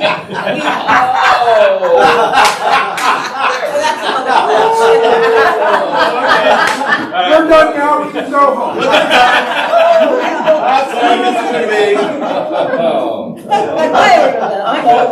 No, you're not. At any rate, so here's where we are with all. I think we should take like a 5-minute break. Yeah. Breathe. But here you can see why I'm happy we're doing this, because it is engaging all of you, and I don't know how many times we can keep meeting up, but I don't think we'll get through. We'll have to figure out a way to get through the whole play sometime. But at least, In the next decade. at least we are exploring it, I think, in a way Well, that this is makes us even get on. It's just, Can I it's just delicious. say one thing really quick? Yeah. No. And it's earlier in the scene when Lear says, we're going to divide the kingdom. And he has this line, it's not a midline stop, but it's towards the end, and then he just has one word. Got her. He really puts her on the spot. Oh, yes.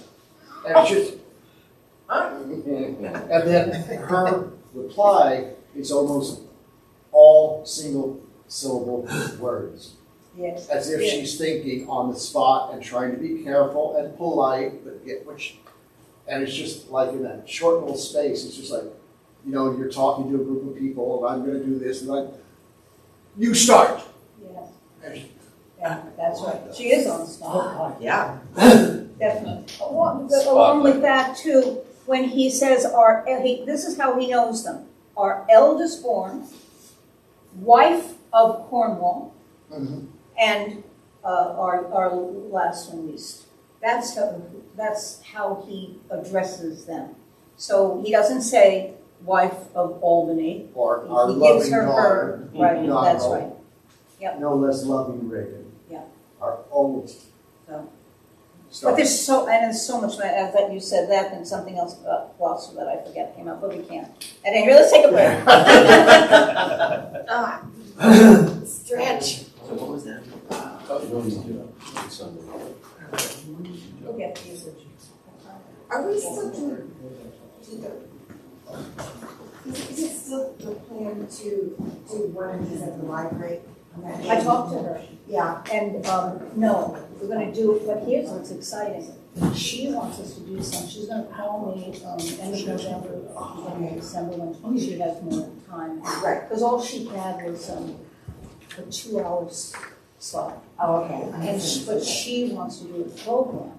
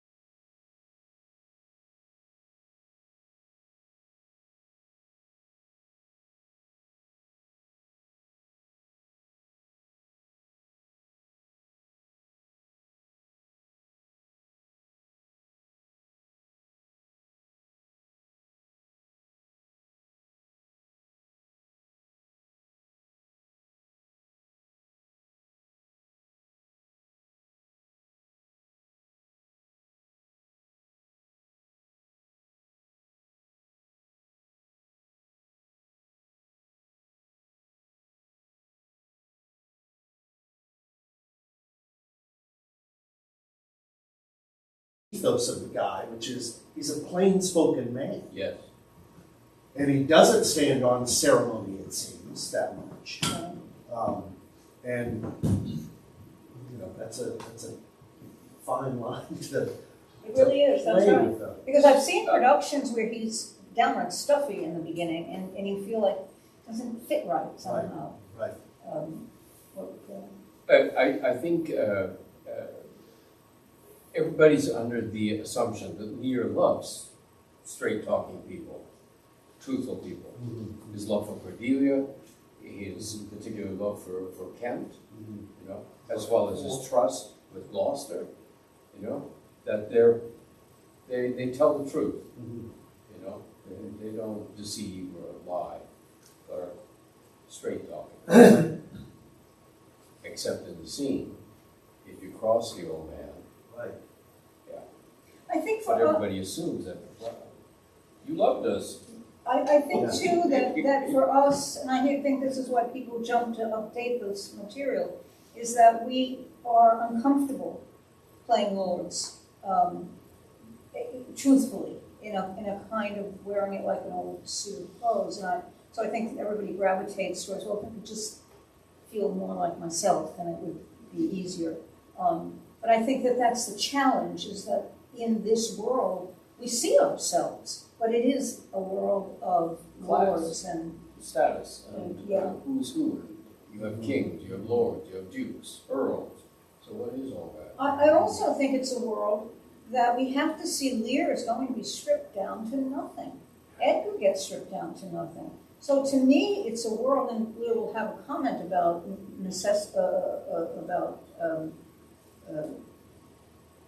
the girls wearing clothing that barely keeps them warm.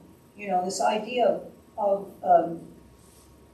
clothing makes the man. That idea of who I see as a member of the court. Yeah.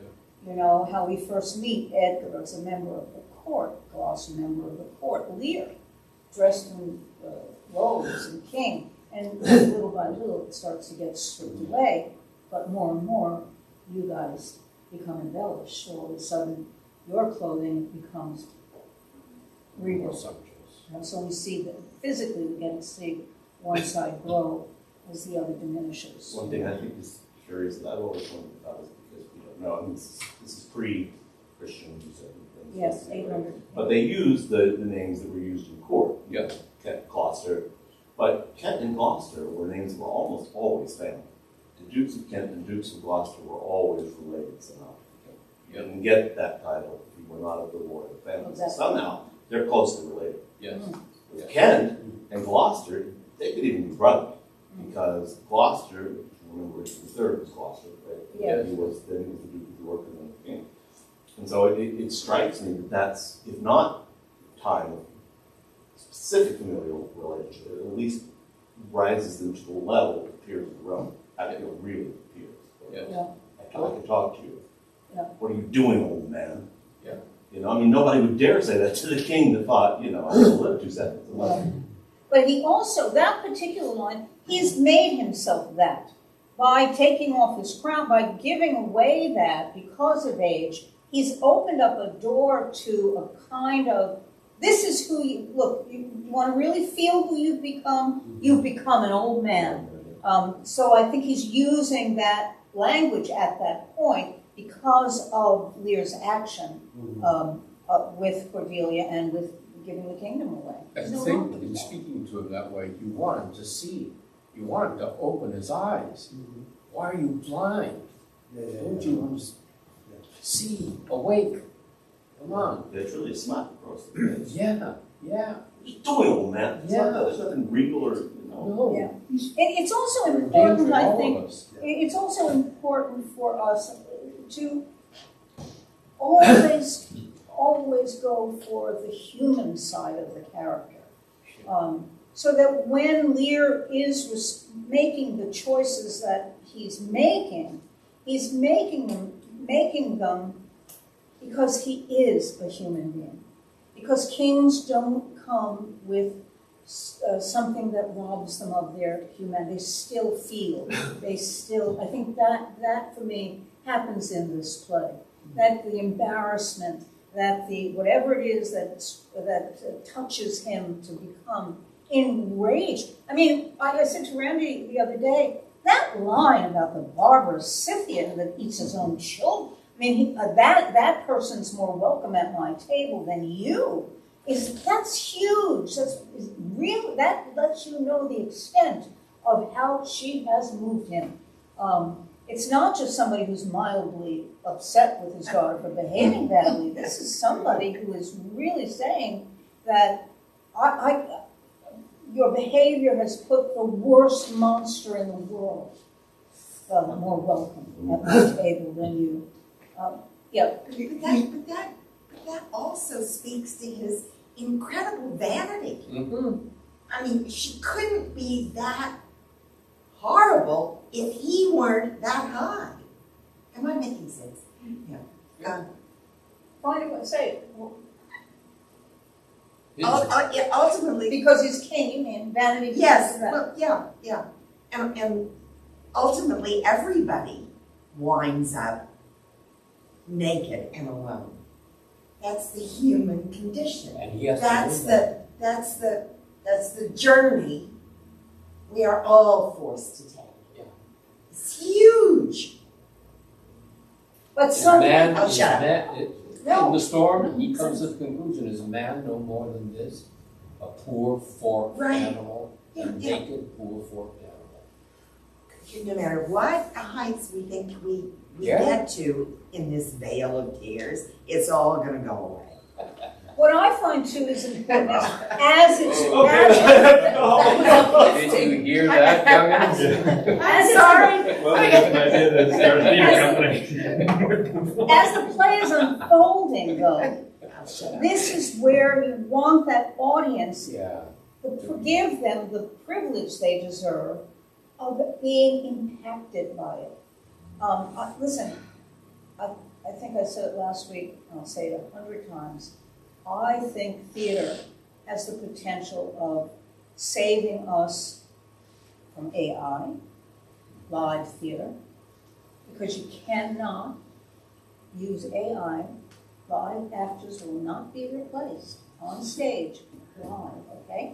And beyond that, I think the theater, and Tolstoy said, the theater is the greatest pulpit because people come willingly. And I think that's so true. Once they're there, and you have to allow them to see themselves. That's the Shakespearean mirror. And I think it's true of Ibsen. I think it's true of Lear. I think it's all great playwrights. Hold a mirror and say, who are you? You know, outside the oracle's cave, know thyself. That's the most important lesson for each and every human being. Know thyself. And Shakespeare holds the mirror and says, who are you? And you decide. He doesn't say, this is you. He says, who are you?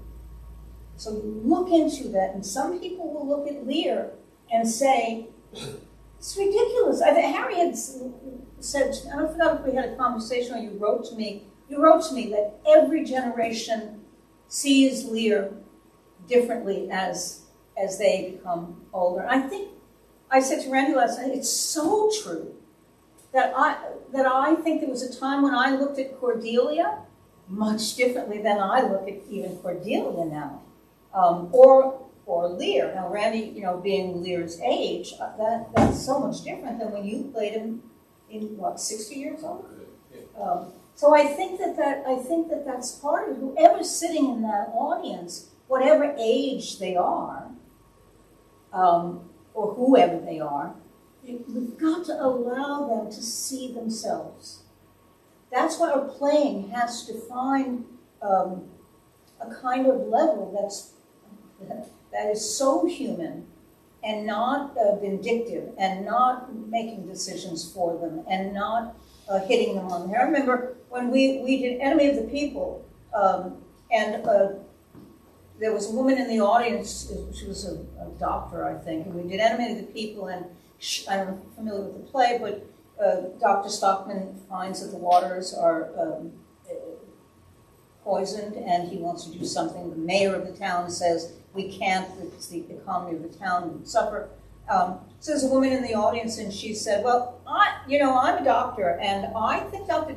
Stockman got it wrong because he really should wait before. And so our translator said to her, well, then you agree with the mayor. And she said, oh, no, I could never agree with a conservative. And I thought, wait a minute, you're changing the story. So that's what Ibsen did. He's holding that up and he's saying, well, look, if you don't agree with Dr. Stockman, you're agreeing with somebody you think you can't like. And that, I think, is what makes, again, theater so wonderful, is that all of a sudden I'm siding with somebody who is opposite of what I agree with. But we have to allow that to happen. Okay, now it's my turn to shut up. I know you wanted to say something. We're probably way past it now, but I'm sure. that's okay. Kent has this line, kill thy physician and thy fee bestow upon the foul disease. I think he sees himself as a physician. Yes, absolutely right. Dealing with the physic of this person. Yeah. As it was understood at that time. Sure. Right? And so it's not judgment, it's not philosophy, it's health. Yeah. Yes, and you add to that, what does the actor do with that information? The actor now has a verb they can deal with, which is to heal, to help him become healthy again. Yeah. So that's why I think you do have to look at this stuff with a fine-tooth comb, particularly a great play. I mean, this is not just another tragedy. I think I told you last week, somebody said working on Lear is like being a flea on a behemoth's back. And sometimes it feels that way. So let's move on, all right?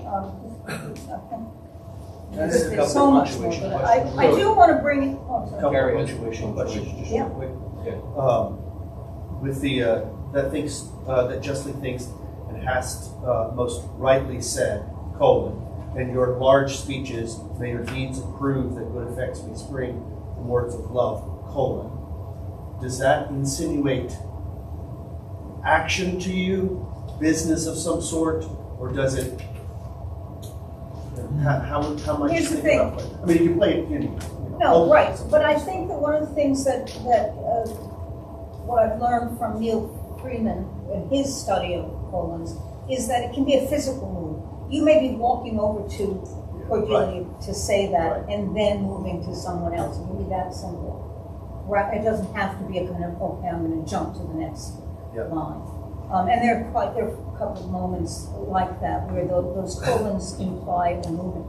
One thing too, Gary, before he talks to Cordelia, it's a semicolon before he addresses her. Yes. And then he moves Yes. to speak to the other two sisters and then the rest of the court. Yes.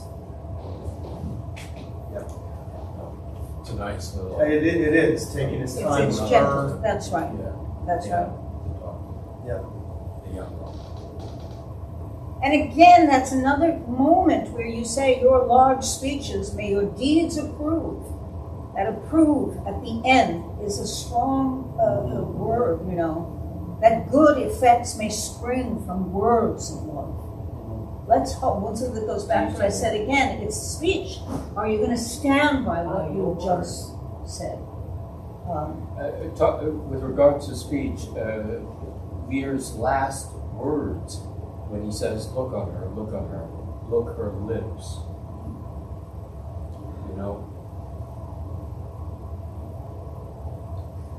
Those lips, spoke love. Those lips spoke the truth. They're still love. And that might be love in his silence. Or, that right full circle. So, did that help at all? No, it does. It does. It's also interesting, there's the things like, he'll shape his old course in the country. He talks about, and there's this changeability that is happening. That's the evil piece of it, I think, where you're not being who you are. And that's, you're betraying yourself. You're betraying your character. And by Lear betraying his character, he's betraying the entire country. And that's horrible.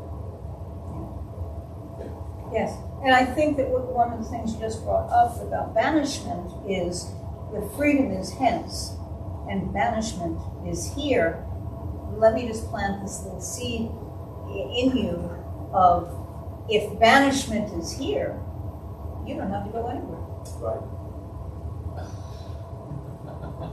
Do you see what I? Yeah. Yeah. So, Yeah. in a country new, and this is a country new. Right. Yes. Yes.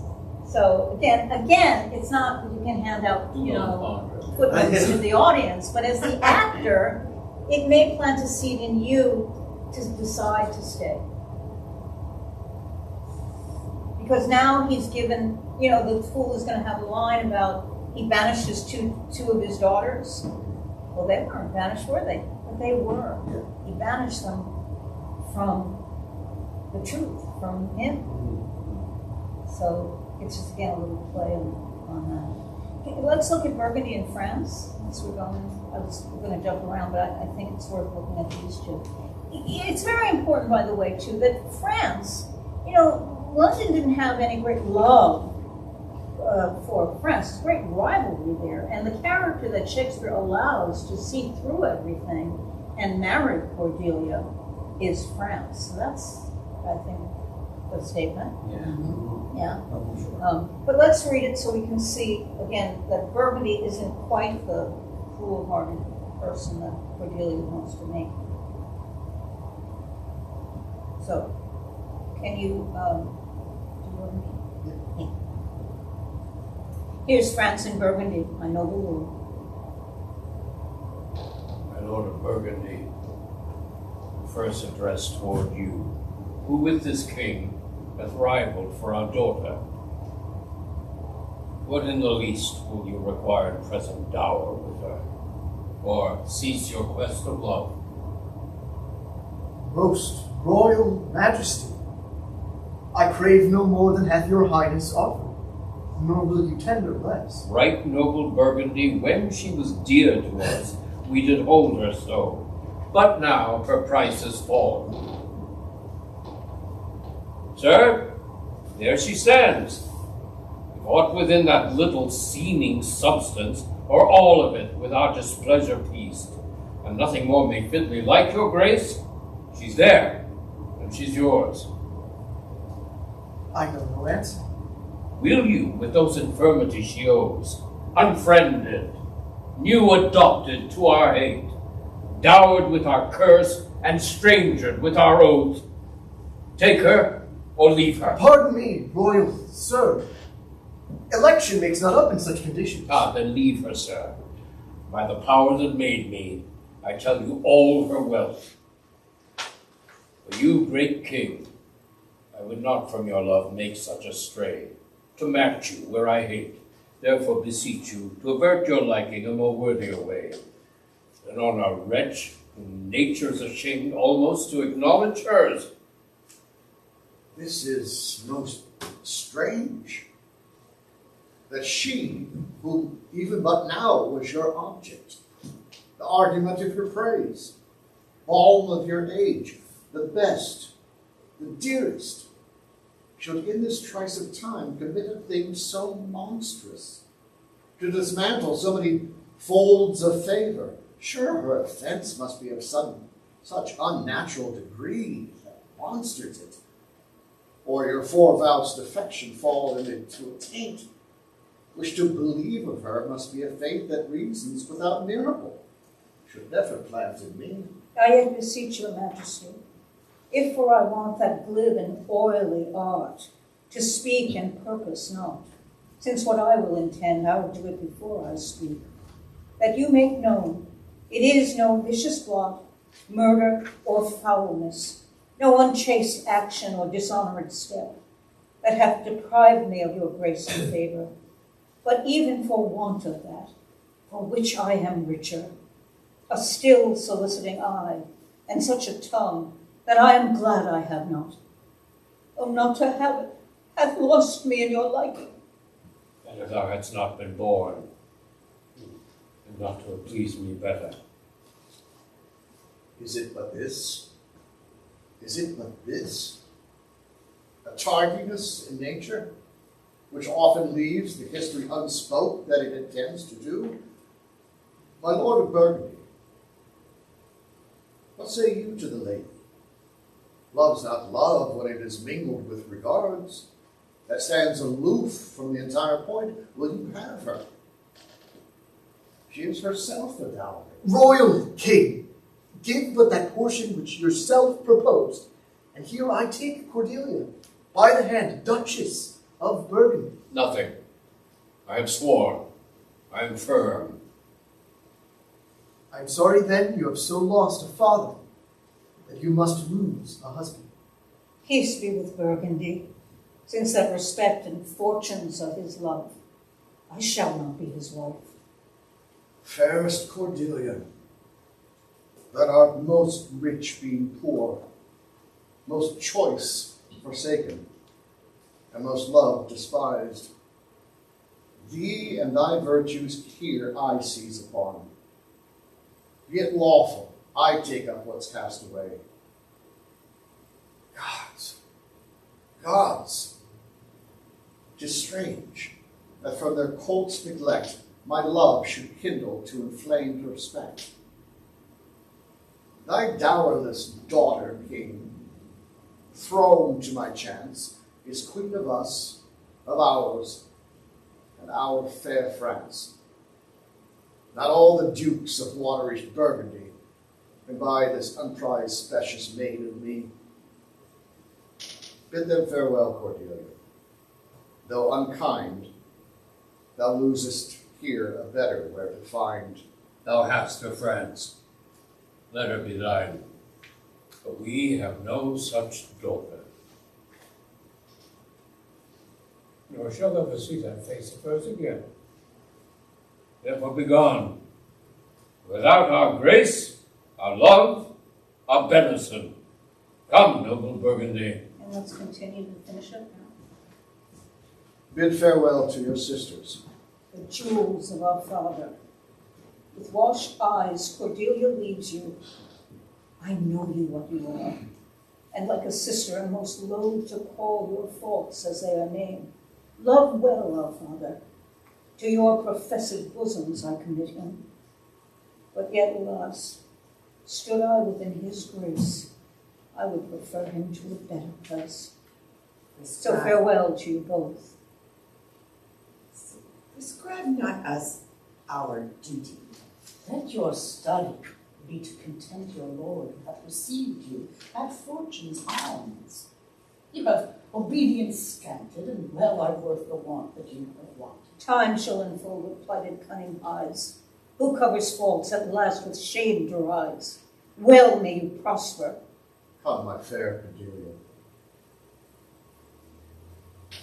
Sister, it is not little I have to say, but most nearly appertains to us both. I think our father will hence tonight. That's most certain. And with you, next month with us. You see how full of changes his age is. The observation we have made hath been little. He always loved our sister Rose, and with what poor judgment he hath now cast her off appears too closely. 'Tis the infirmity of his age. And he hath erred, but slenderly knowing himself.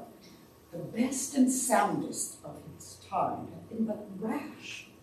Then we must look from his age to receive not alone the imperfections of long ingraft condition, but therewithal the unruly worldliness that infirm and choleric years bring with them. Such unconstant starts are we like to have from him, as this of Kent's banishment. It is further compliment of leave-taking between France and him. Pray you, let us sit together. If our father carry authority with such disposition as he bears, this last surrender of his will offends. We shall further think of it. He must do something, and haste. Okay. So, What do you think of Burgundy and France? I got a question there. I find it very strange. I just noticed this, I guess. France has obviously fallen for Cordelia the first time. Boom. So why is he trying to talk Burgundy into changing his mind? Come on. Oh, What's that's a wrong good, with yeah, you? that's a She's good question, great. that's right.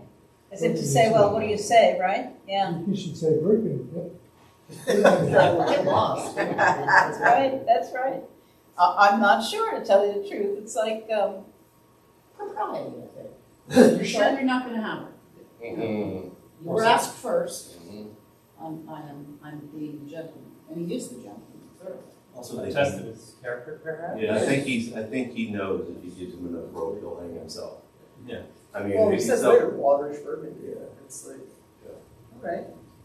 I think also one of the interesting things I will say just from the text is that Burgundy seems to say, Lear already told him what he's getting. right. Yeah. Yeah. So I'm wondering if he wasn't first up.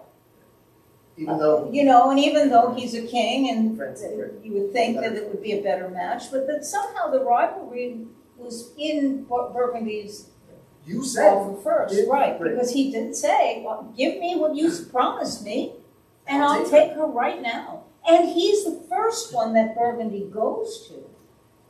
What he says to France is, I wouldn't even insult you with asking you to make a decision.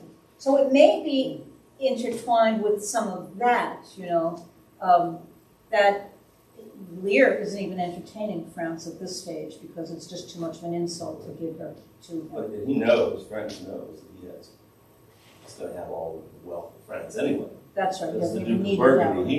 he needs the dowry. I don't need the dowry. What do you say, Burgundy? Well, almost throughout history, the area of Burgundy and the rest of France were always at odds.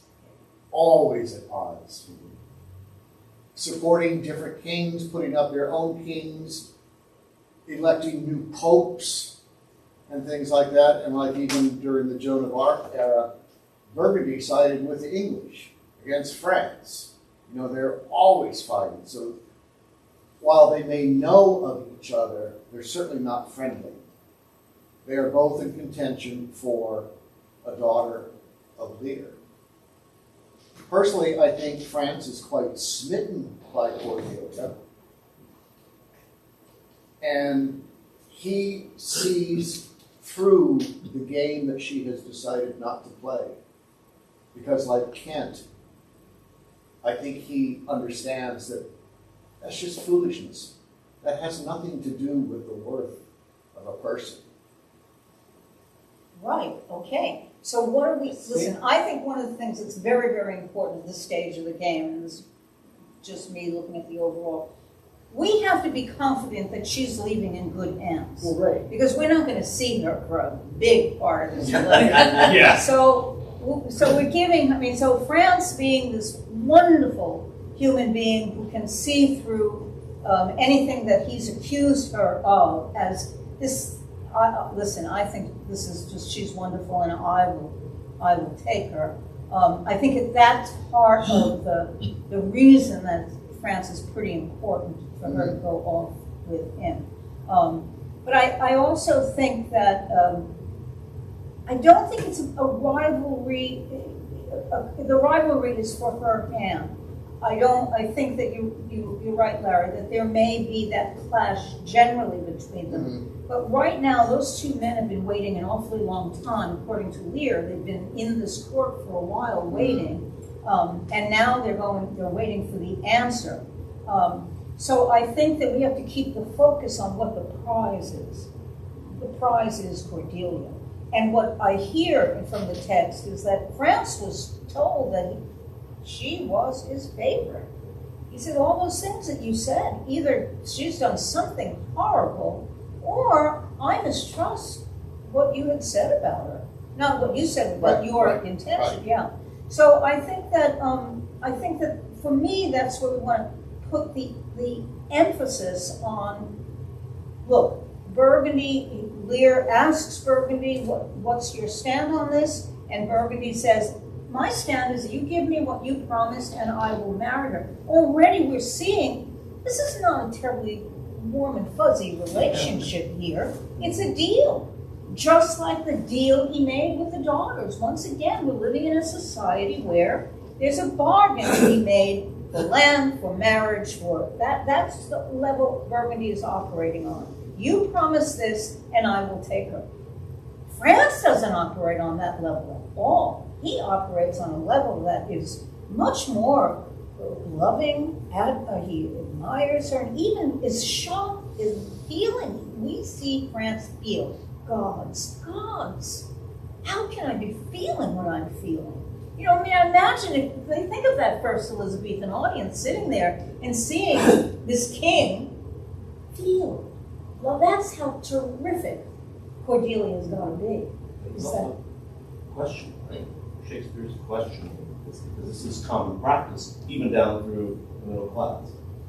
Right? You keep your daughter away, somebody who wants something besides the daughter. A dowry, that's right. And so for a king to actually take somebody without a dowry is making huge. It's questioning something that is a received wisdom. Yeah. And Lear sets it up as a ceremony.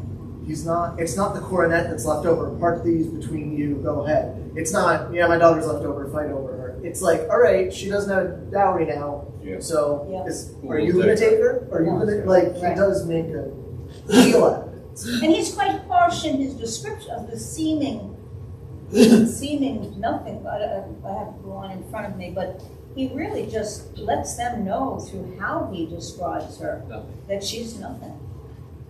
And that's what she has deserved. Nothing. I think France's feeling for her, you've got to take note of my love should kindle to inflame respect. She gains his respect in how she retorts, answers Lear, and slowly, it becomes an inflamed respect. Not just respect, but almost a passion like that he would claim her now to be his wife, to be queen of France. That's why her Out of speech is just so by important. her demeanor and how she stands. He's seeing more clearly Yes, than she anyone is. else. And also, Lear, by no longer literally just throwing her away, I don't care who gets her, that's another thing that he's doing against his kingdom. Yes. He is giving up potentially favorable alliances. He's really being. Yes. You're so good to be Reagan. I don't think you'll become a killer, but I think what's wonderful about you is that you're embodying this frustration He's with just his being behavior. a really idiot. Yeah. Just an idiot. What are you doing, old man? And that can be brought into when the sisters Yes, get I together think to it will. talk. That's What is it what doing? right. The spear is cracked. Yeah. And he cracked it. And what else are we going to have to put Yes. up with? Yeah. Jeez. So you can see that Yes. it's the behavior, and it is called the tragedy of King Lear. It's not called the tragedy of Goneril, the tragedy of anybody else. It's his tragedy. So we all watch him go through the decisions that he has made, cause each person in the play to have a perspective on it. Not a kind of perspective that says, I react this way every day because I hate people. That's not the way it operates. It operates that you have a very good point. You have watched Kent be banished. You have watched him not having an alliance with France that would be terrific. And he walks out with Burgundy. You almost feel like he puts his arm around his shoulder and says, "Come, noble Burgundy." So you're watching that and you're thinking, I'm not so certain that we're going to be able to hang on to what he gave us because he's so irascible, he's so changeable and everything. I think she has a good reason to say that. You have less of an immediate reason to say it because you have a month to think about it. Yeah. I'm getting him right away. So, You but take that's it away. every single character now has got to have a perspective on it. And I think when Randy talks about he's moved to inflamed respect, look at her speech. And it's, you say Kent is tough. Well, you try casting a Cordelia, because the Cordelia has got to embody, I've seen so many Cordelias that are basically milk toasty ingenues, you know, this whole, but look at what she's saying. If I want that glib and oily art is what she's referring to their speeches, she's saying that their speeches are about. To speak and purpose not. She's already accusing that this is full of lies. They're not purposing that. Since what I intend, I'll do it before I speak. Wow, she's a powerhouse. Yeah. She's a wonderful. So for you to hear that particular speech, I think it's the clincher. I think that's the one that says, "Wow, I like this. This is a queen in the making," or whatever, you know. Right. But it's also interesting how eloquent she is now. Yes. Right? Yes. And what that is to him. Now she has she's something talking. to Now say. she has Right. speech. Yeah. Now that I have something that I can, now I'm free because you've gotten rid of me. Yes, Because free. now I And now I can speak tell truth. you. Now I the can truth. speak truth and not nonsense. But it's not uncaring. No. It's not at all. She doesn't go after him. She doesn't go for the jugular. But she's got to She protect goes her after own them reputation. Yes. She is alone now. Yeah. This is what she doesn't have him there to protect her. So she's got to make a public statement that says, "Make this known," because I haven't done anything. I haven't Right. done anything, and it's Right. my reputation now that I have to protect. Right. I'm alone. Right. Yeah. Goneril uses this word later, choleric. Like, It's say- choleric. Collar. Infirm and choleric years. And there is an imbalance, I think, here of the four humors in him. And Goneril, Cordelia is in balance, I think. That is one of her, I think, strongest traits, is that she has all if you want to use Shakespeare's, because I go from the physic thing, the physician, right? What's out of balance? Choleric. He's choleric. He's out of balance. He's out of control. He's acting like a child. And Cordelia is half. Everything is solid with her, and that's not easy. Like what you're saying, that's not easy to be in that place of poise and openness and rationality, right? Because we have that thing with Apollo earlier, right? He's calling to a rational God, and he's not rational. And he's appealing. Cordelia is being Rational. very rational, Yeah. very clear. I also just want to, are you done, Tom? Yes, I'm sorry. I just want to check. Anyway. He's never done. Okay. No, I'm not. Going back to this comment about, I'm sorry, I don't know your name. Nick. Going back to Nick's comment about the ceremony, I mean, if you go back through the language like you were talking about, her price has lowered. Right? I mean, he's insulting her. He's using this whole thing to insult her further. You're like a whore. You're not worth what the hourly pay you take her. And that is the ceremony of that I'm cheapening you. I'm not just telling you I'm cheapening you everything you ever were. I think, Harry, it's in your article that I read when you talk about Aristotle. Is that Aristotle's point of view about anger? Well, ultimately. Oh, anger, right, yeah. Yes, and that it leads to wanting to get back. And ultimately, when you take that journey, if somebody hurts you, and then it makes you angry, and then you want to retaliate. And I think he's reached this point now where she's hurt him so deeply that that's part of the retaliation. That's part of the I had a different direction here. Would it be fun to not cast, let's say, your most handsome actor as France, and then cast Burgundy as a much less romantic, Russian vulgar character? Why would Cordelia want him in the first place? That way, we kind of like, that's just fine. I wasn't that into you anyway. I do think, but one of the things I think France is older. I think he brings into it a age being king. There's a certain That- dignity. That I think if we could see that part of that difference also. This also reminds me that in this play, so much is about youth and age. And I think that how you cast them, the women, you're the one who said to me, I'm a little long in the tooth for that role. Well, we're all three of us too long in the tooth for any of them, because they have to be childbearing. That's a big part of the part. And yet they're rarely done. I mean, Irene Worth plays it. There's the woman who's playing, and I'm not sure if it's in the Ian McKellen version, but one of the versions I saw, she looks like she's 65 or 70 years old. And she's a good actress, so I think the choice was made, well, let's at least get a good actress in it. But you do miss out on a lot of this play if you don't let the three women be younger.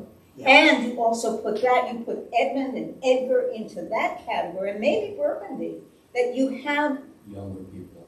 youth, and then you have Edgar's line at the end about the oldest know most will never know what they know. There are comments about age and the difference of age throughout the play. So I think when you are casting it, and we talk about it all the time, because there are characters, we know you're 48, you tell us that. We know he's 81.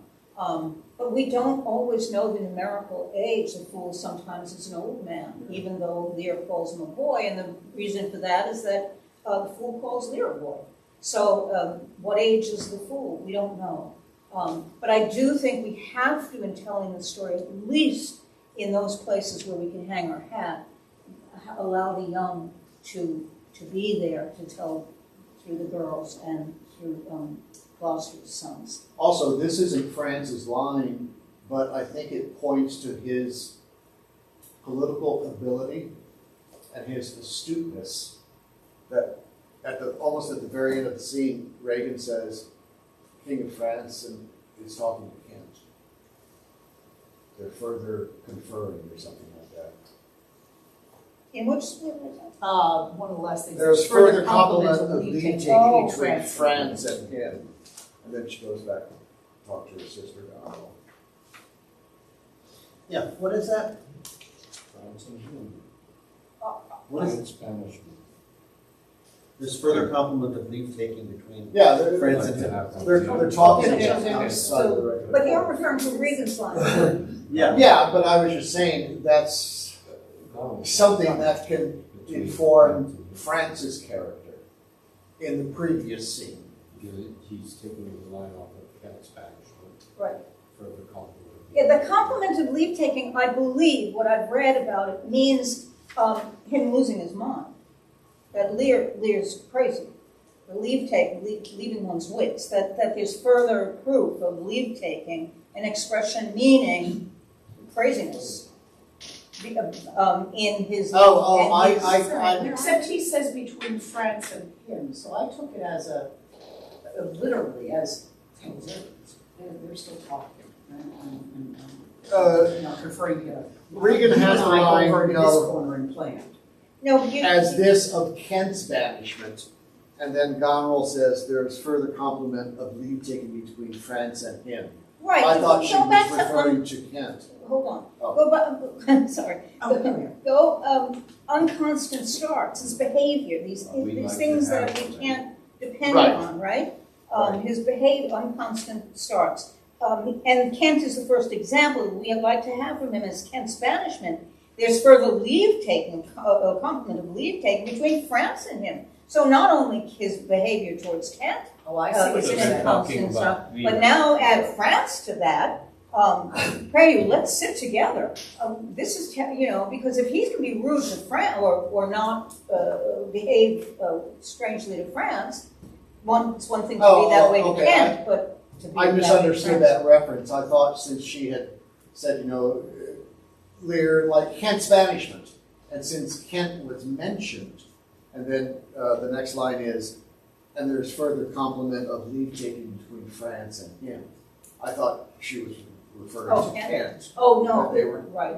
It's the king. And the reason, and again, you guys may want to do more research on it, but I did look it up, and that's what came down, is that it's losing of one's wit. I like that better, because when I did my research, further compliment meant further formality, so I went, oh, there's the formality of leave taking going on, let's go plan over here. I like that better. Yeah. Yeah.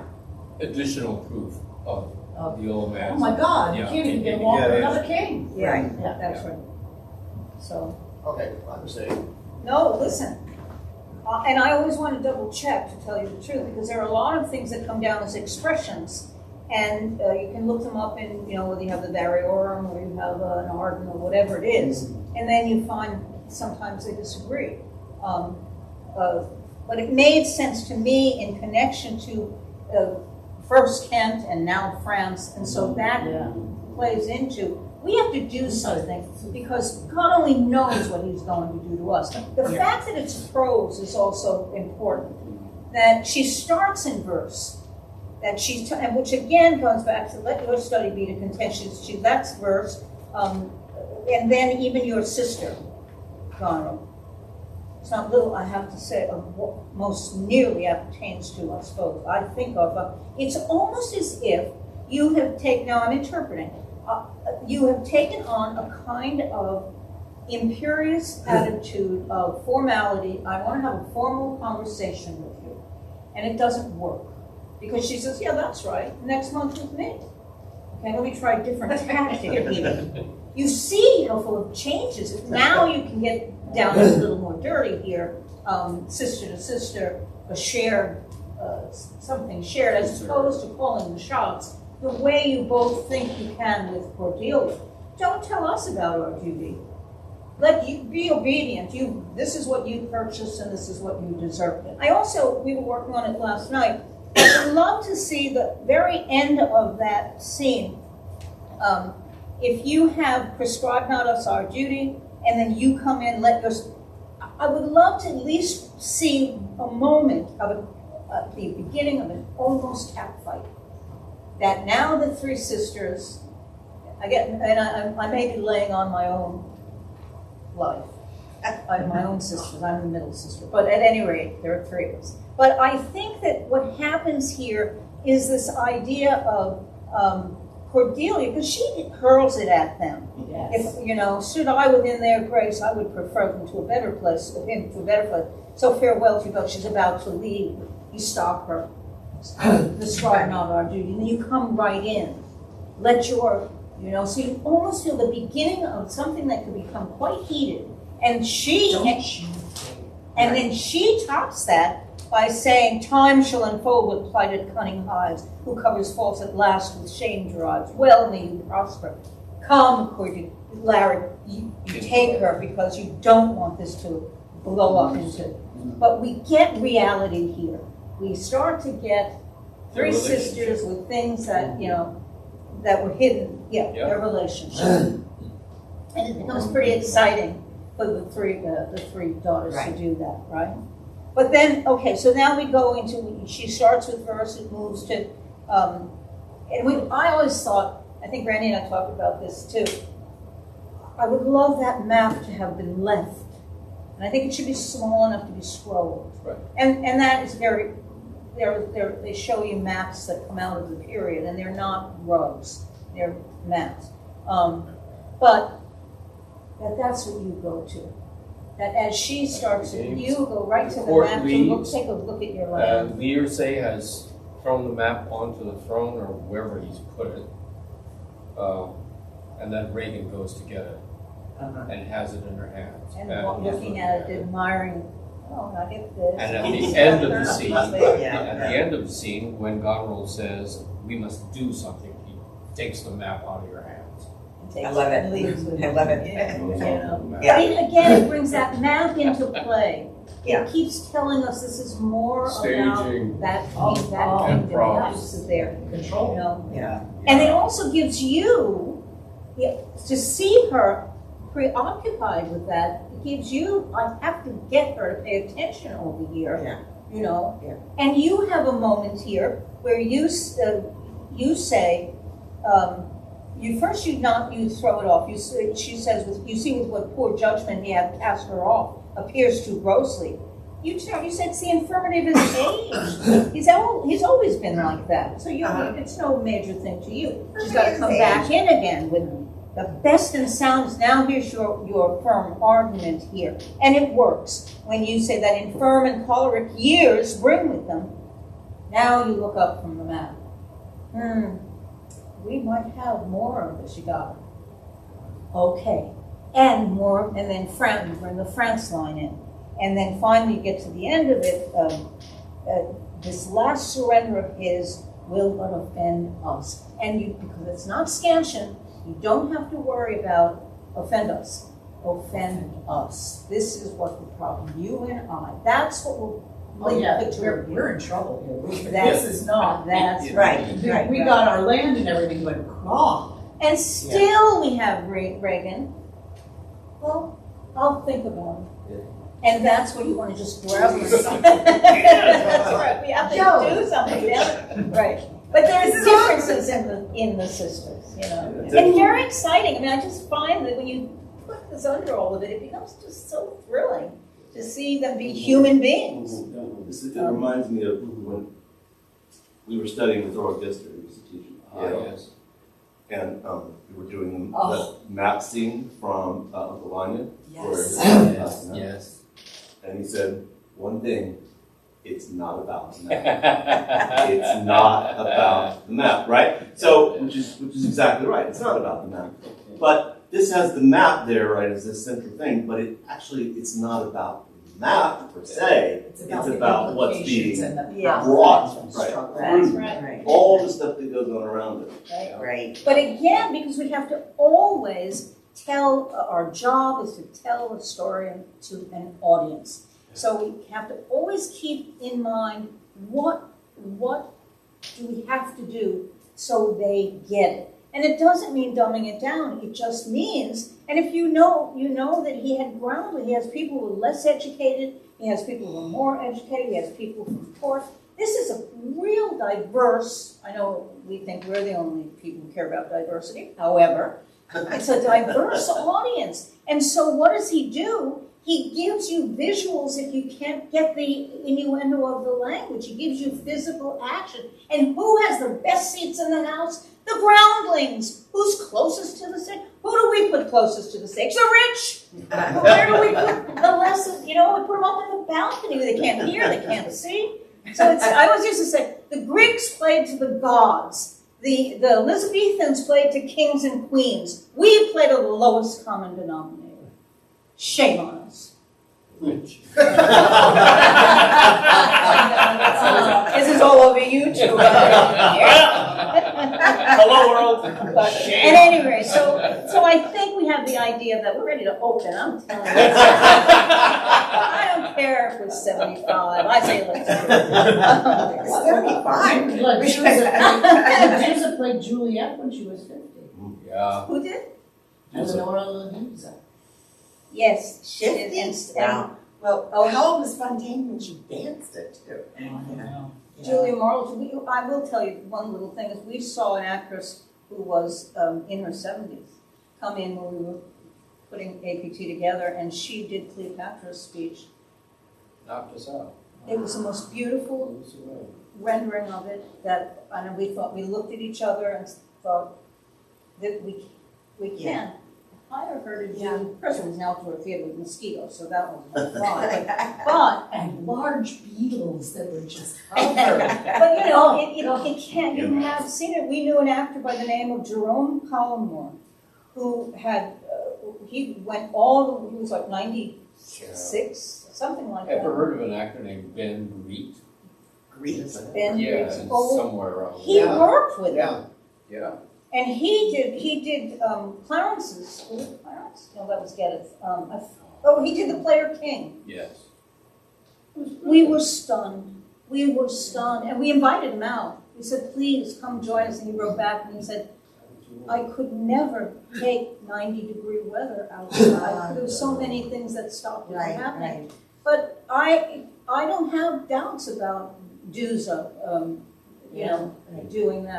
doing Julia. It would be her you know, her production of Julie. Right. Didn't Ian McKellen try to do it with Hamlet recently? So, right? Didn't he do a production where he played Hamlet? Yeah. So, Yeah. at any rate, not just production, however, we have to show age in youth. Okay, where are we? What time is it?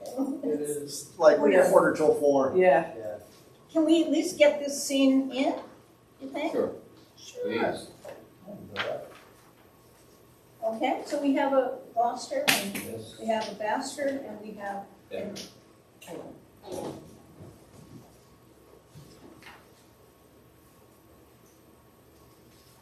Wait. The stuff I haven't looked at. Got it. Sorry. Now nature Now nature art my goddess, to thy law my services are bound. Wherefore should I stand in the plague of custom, and permit the curiosity of nations to deprive me? For that I am some 12 or 14 moonshines lag but brother? Why bastard? Wherefore base? When my dimensions are as well compact, my mind is generous, and my shape is as true as honest madam's issue, why brand they us with base? With baseness bastard, base, base. Who in the lusty stealth of nature take more composition and fierce quality than doth within a dull, stale, tired bed go to the creating of a whole tribe of fops got between asleep and wake? Well then, legitimate Edgar, I must have your land. Our father's love is to the bastard Edmund, as to the legitimate. Fine word, legitimate. Well, my legitimate. If this letter speed, and my invention thrive, Edmund the base shall to the legitimate. I grow, I prosper. Now gods, stand up for bastards.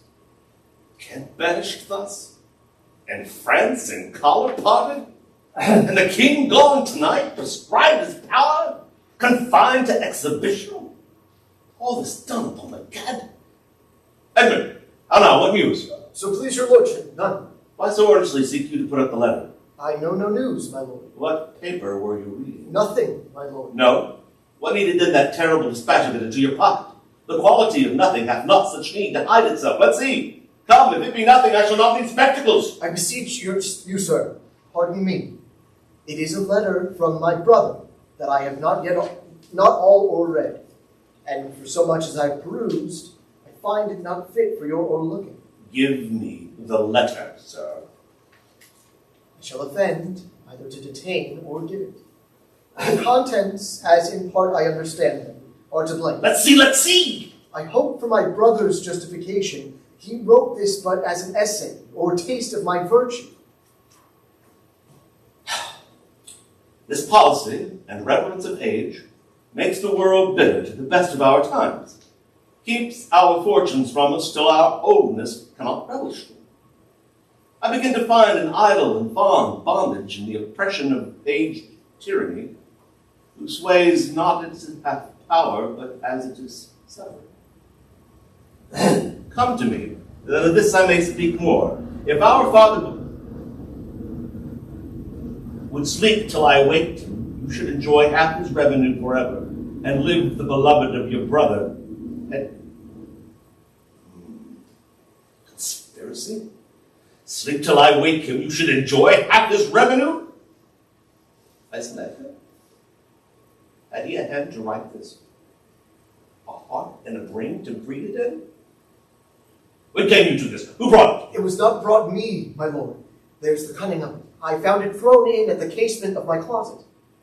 You know the character to be your brother's? If the matter were good, my lord, I durst swear it was. But in respect of that, I would fain think it were not. It is his. It is his hand, my lord. But I hope his heart is not in the contents. Has he never before sounded you in this business? Never, my lord. But I've heard him oft maintain it to be fit, that sons at perfect age, and fathers decline, the father should be as ward to the son, and the son manage his revenue. Oh, Lieutenant Dillon! His very opinion in the letter. that boy, villain! Unnatural, detested, brutish, worse than brutish! Go, Stella, seek him! I'll apprehend him, abominable villain, where is he? I do not well know, my lord.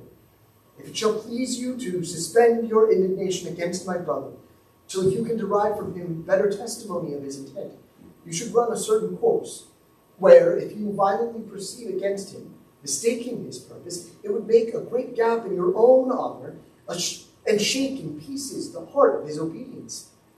I dare pawn down my life for him, that he hath writ this to feel my affection to your honor, and to no other pretense of danger. Think you so? If your honor judge it meet, I will place you where you shall hear us confer of this, and by an auricular assurance have your satisfaction, and that without any further delay, that this very evening, Cannot be such a nonsense. Edmund, seek him out. Wind me into him, I pray you. Friend the business after your own wisdom. Unstate myself to be in due resolution. I will seek him, sir, presently, convey the business as I shall find means, and acquaint you with all. These late eclipses in the sun and moon pretend no good to us.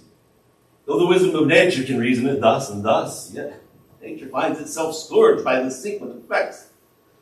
Love cools, friendship falls off, brothers divide, in cities mutinies, in countries discord, and palaces treason, and the bond cracked twixt son and father. The spirit of mind comes under the prediction, there's son against father. The king falls from the bias of nature, there's father against child. We have seen the best of our time. Machinations, hollowness, treachery, and all ruinous disorders follow us disquietly to our graves. Find out this little thing. It shall lose thee nothing. Do it carefully. And the noble and true-hearted Kent vanished. His event, honesty. 'Tis strange. This is the excellent foppery of the world, that when we are sick in fortune, often the servants of our own behavior, we make guilty our disasters. The sun, the moon, the stars, as if we were villains on necessity, fools by heavenly compulsion, knaves, thieves, and treacherers by spherical predominance, drunkards, liars, and adulterers by an enforced obedience of planetary influence, and all that we are able in by a divine thrusting on. An admirable evasion of whore-master man to lay his goatish disposition on the charge of a star.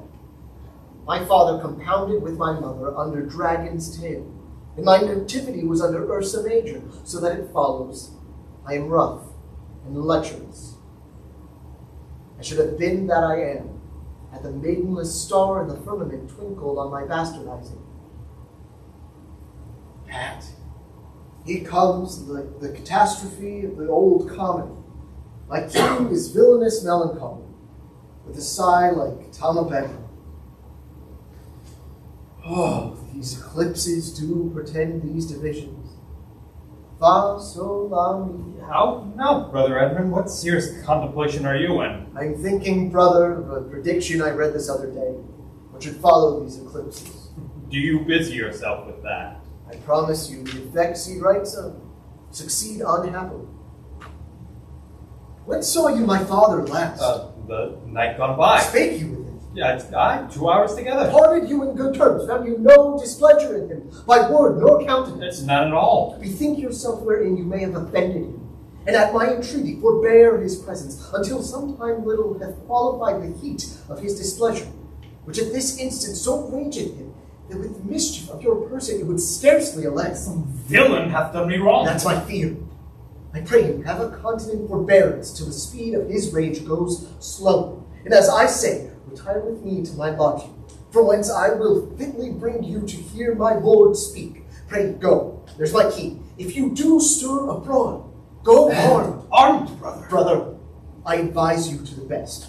I am no honest man, if there be any good meaning toward you. I have told you what I have seen and heard, but faintly, nothing like the image and horror of it.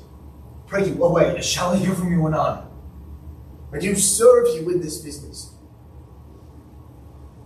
Credulous father, and a brother noble, whose nature is so far from doing harms that he suspects none, on whose foolish honesty my practice is right easy.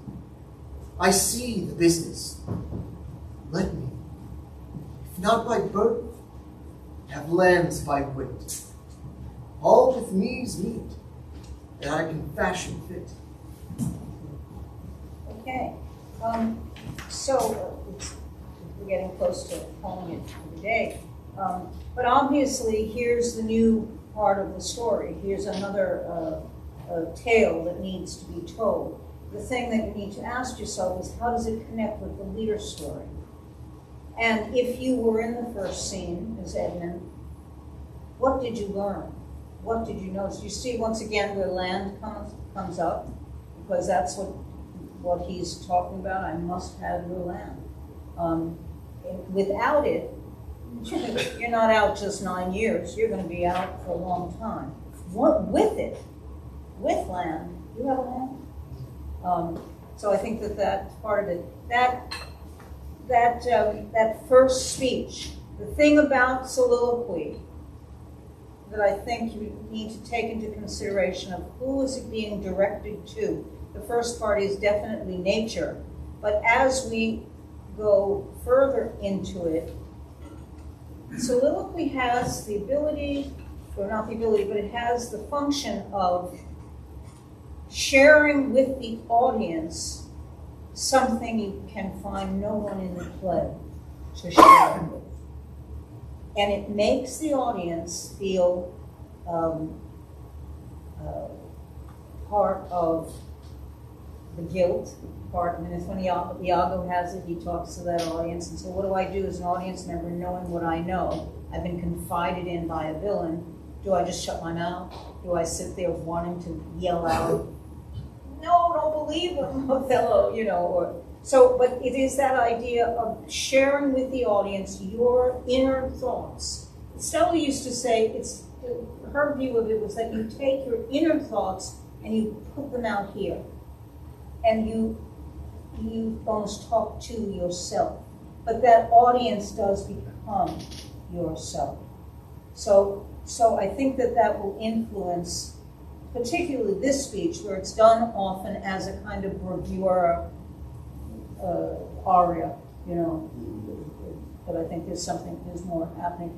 The thing I do want to point out, and at least this part of it, is that idea of nature. Why is nature your goddess? Because nature has conceived Edmund in a way that is filled with a natural love, a kind of something that's not limited by the rules of man, by bonds, by sleeping with someone because they're your spouse and it's your obligation to do that. And his contention is, if you go that route, you basically just produce dull, tired. What is, and it's capitalized, so it's important, the law of nature that he refers to. He says, you nature art my goddess, to thy law my services are done. Yeah, well, you have an idea? No, I'm asking. Oh, okay. Because what it has to do is that it's how I'm governed.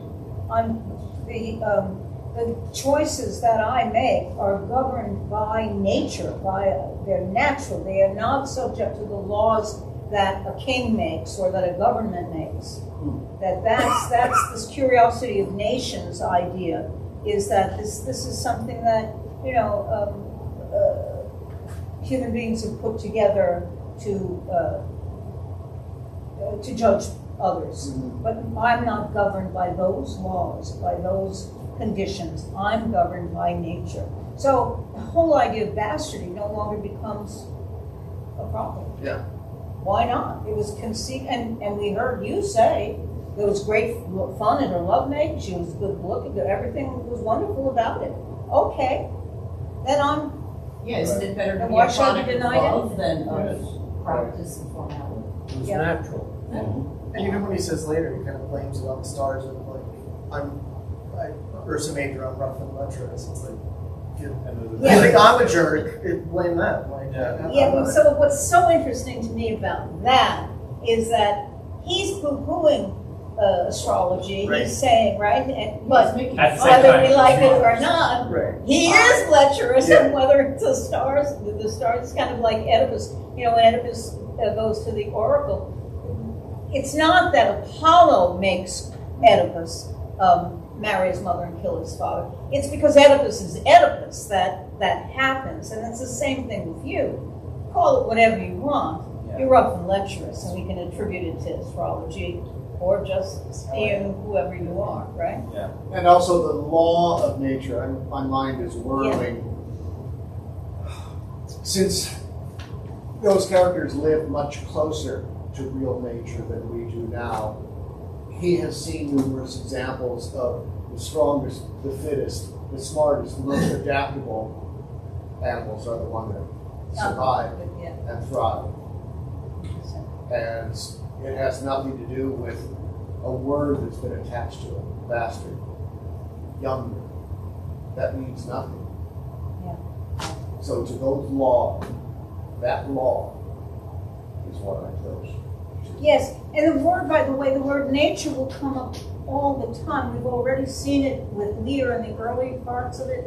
Unnatural is talked about, that nature refuses to accept. It even talks about the judgment of where nature doth with merit challenge. So it comes up a lot. And Randy, being Randy, handed me a book about nature and the meaning of nature. And I have to be honest with you, I'm only on chapter 3. So I don't know what the answers are, but it does come up quite a bit, and it does carry different meanings for different people. Right. You know, but the scene itself, the thing about Gloucester's goes back again to a kind of gullibility that we have here, and that wonderful letter scene of him pretending that there's nothing wrong. I have nothing, but yet you put that letter in your pocket. Spectacles are an anachronism if we were going to do this in 800 BC. However, there's a clock in Julius Caesar. Yeah. So, but I would give you spectacles, only because I think it emphasizes the blindness later on. And like the map, whenever you can call attention to something, and it's in the text, I say take advantage of it, you know? I always thought that he would take off his glasses and say, I would not need spectacles. Underscoring the But it's fact rare that reproductions. I'm now blinding myself to what's going on. That's right. Sure. And put the spectacles, That's great. you know. Yes, but in most productions you don't see him with spectacles. You know, they do it as just an expression, or they cut the line out. But I think that again, any time those props come in that can help tell that story, why not take the most advantage of them as you can? If Shakespeare didn't mean it to be something like that, why did he put it in? Yeah, that's He doesn't write. haphazardly. He means what he says. Yeah. I always take him to mean what he says. Yeah. Because if you do what he says, you'll get the play. If you don't, if you ignore it, you pay for it. In creating these worlds, you've got to incorporate a little fantasy in it. And yeah, there are anachronisms, but incorporate it. Say you're playing it in a kind of medieval, dark age kind of style. Well, create glasses that might be plausible for that world. I mean, Star Wars. Yeah, It's supposed to accept Star Wars, and Sure. nobody goes, there wouldn't be a Wookiee doing that. Sure. Wookiees didn't do that in that. Lord of the Rings. Lord of the Rings. Right. Yeah. So I know that we are at 4 o'clock. What I want to say is that I know people have been letting me know wonkiness of schedules. So what I need to do is to kind of just figure out what the next step is. If you do want to continue in some way, then let me know, because we certainly would love to. But I know it gets tighter and tighter as we get into October and November, and so I want to see how we can work that out. Thanks for coming, on this Oh, this wet, is great. dreary day. I do want to thank John. Thank you. Yes. He made this invitation, Randy and I took him up on it, and Thanks, John. happened. So Fun I'll to be meet in you. touch with everybody. Yeah. Okay? Thank you, guys. Thank you. Lovely. Thank you. Safe journey home. There are no BMWs out there right now, Yeah. so you Did may they all see sell? that. Hopefully stolen. Some car place down on the corner. The 2025 BMWs. Yes. The new line. Oh, for God's sake. You know how much the 2025 new BMW is? Like Yeah, I I'm here on time. Yeah. I'm here, my book, now I'm here. 140,000. 15 minutes early, so they're like, wow, yeah, Tyrone. My house. I said something about that. I was like, oh, it must be really big here. I was thinking about, like, oh, look at the massive crowd. But they have to block this road. I was like, no. It's for cars. I'm seeing these houses that they just did in Long Valley, down in the valley that they've just redone. They're selling for like $500,000. You know, I live in Long Valley. Yeah, We we know know. Right. Yeah. $500,000, the one across from, Oh, that's Armand. the, like, diagonally across from my coffee house. $500,000. $500,000. Half a million. Yes. The one that they put the, Very badly. Yep. the quick flip. Yeah. The quick flip. And my friends were No, Yeah. That's a perfectly nice middle class house, right? It's not bad. hopefully we stay on here. I think just sold out two family house. I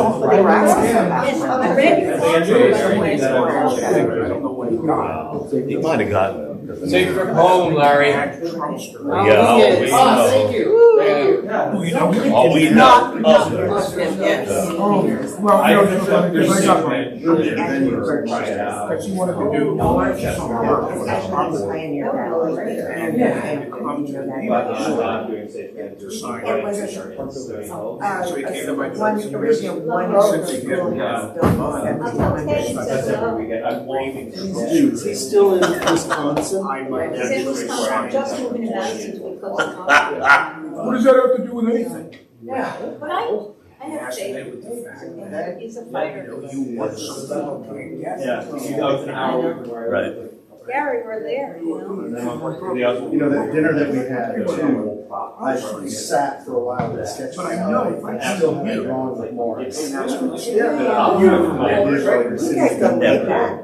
Yeah. Knowing what you know. I go way back too, but not with you. We went So you saw he took out his trunk with flag. him. Oh, I didn't see it. No, yeah, I think because they're showing his house was so. He was out. So what do you know when he put up? Hey, don't tread on me, flag. He was an old teacher, right? Rory, what are you doing? And big assistant. So, there are so many wackadoodle drums in Long Valley. Long Valley's pretty place, but there's. No, it's, I never, I moved there because I just love it. It's pretty. It's great. And I, But it's the sun, it's out in the sun too long. I remember leaving it, you know, they were in for Yes, I remember I sort of because I Actually, kind of changed. Yeah, I let mean, me be there for it is bad. I just did the trumpets. They would have me in for drinks. Sickness. Morris would get gone into the bathroom and he came back and he was, what's going just getting mosquitoes on my hair? Oh my, he was so, he was like, what am I doing out here? That's how they always look. What are we doing? Oh, so fun. Yep. We'll see you next time. Anyway, the one I really but anyway. Oh, just. Yeah, all these people that are so married to themselves, knowing that he's a complete. So we're so often been part of their summer. We're gonna Yeah, have that's fine. I swear, we're gonna have to have like a truth and reconciliation. Oh, like a denazification, that's what I was saying. We're gonna have like, I did the illustration of communism. We're gonna have Oh, to sit The down, two of you, you know, and say, okay. there's a little money Oh, yeah, involved, not much, you know, but Let you back. It's Chester. It is Chester. You have so to. tuck that away in your brain. Okay. Sorry, my brain is like. I'm quite sure You know, like they did that that. I can. Yes, I'm it should quite still sure be that at the- Chester. Oh, it is that serious. I mean, it's a whole, it's a whole segment of society. I said to her, I said, I never understood Nazism until Trump came along. I never understood how a whole country could go insane at one time. And then Trump showed us how that happens. I can turn all of your grievances In the on my house. head. Just trust me. Listen to me. Lots of time. Resonate. Okay. Bye-bye. Good to see you all. Yeah, He's given them to permission be lazy. to Yep, be lazy. to and be to lazy hate. and to indulge their worst desires. With their imagination. Their fear, right? Because if you won't confront your racism, you have to be afraid of it, right? It can't be me. Or Okay. shame. Yeah. But you give me permission not to be ashamed, so that's okay. I'm good. Hey, guys. That just got broadcast. This is always fun. It's great fun, isn't it? It's fun.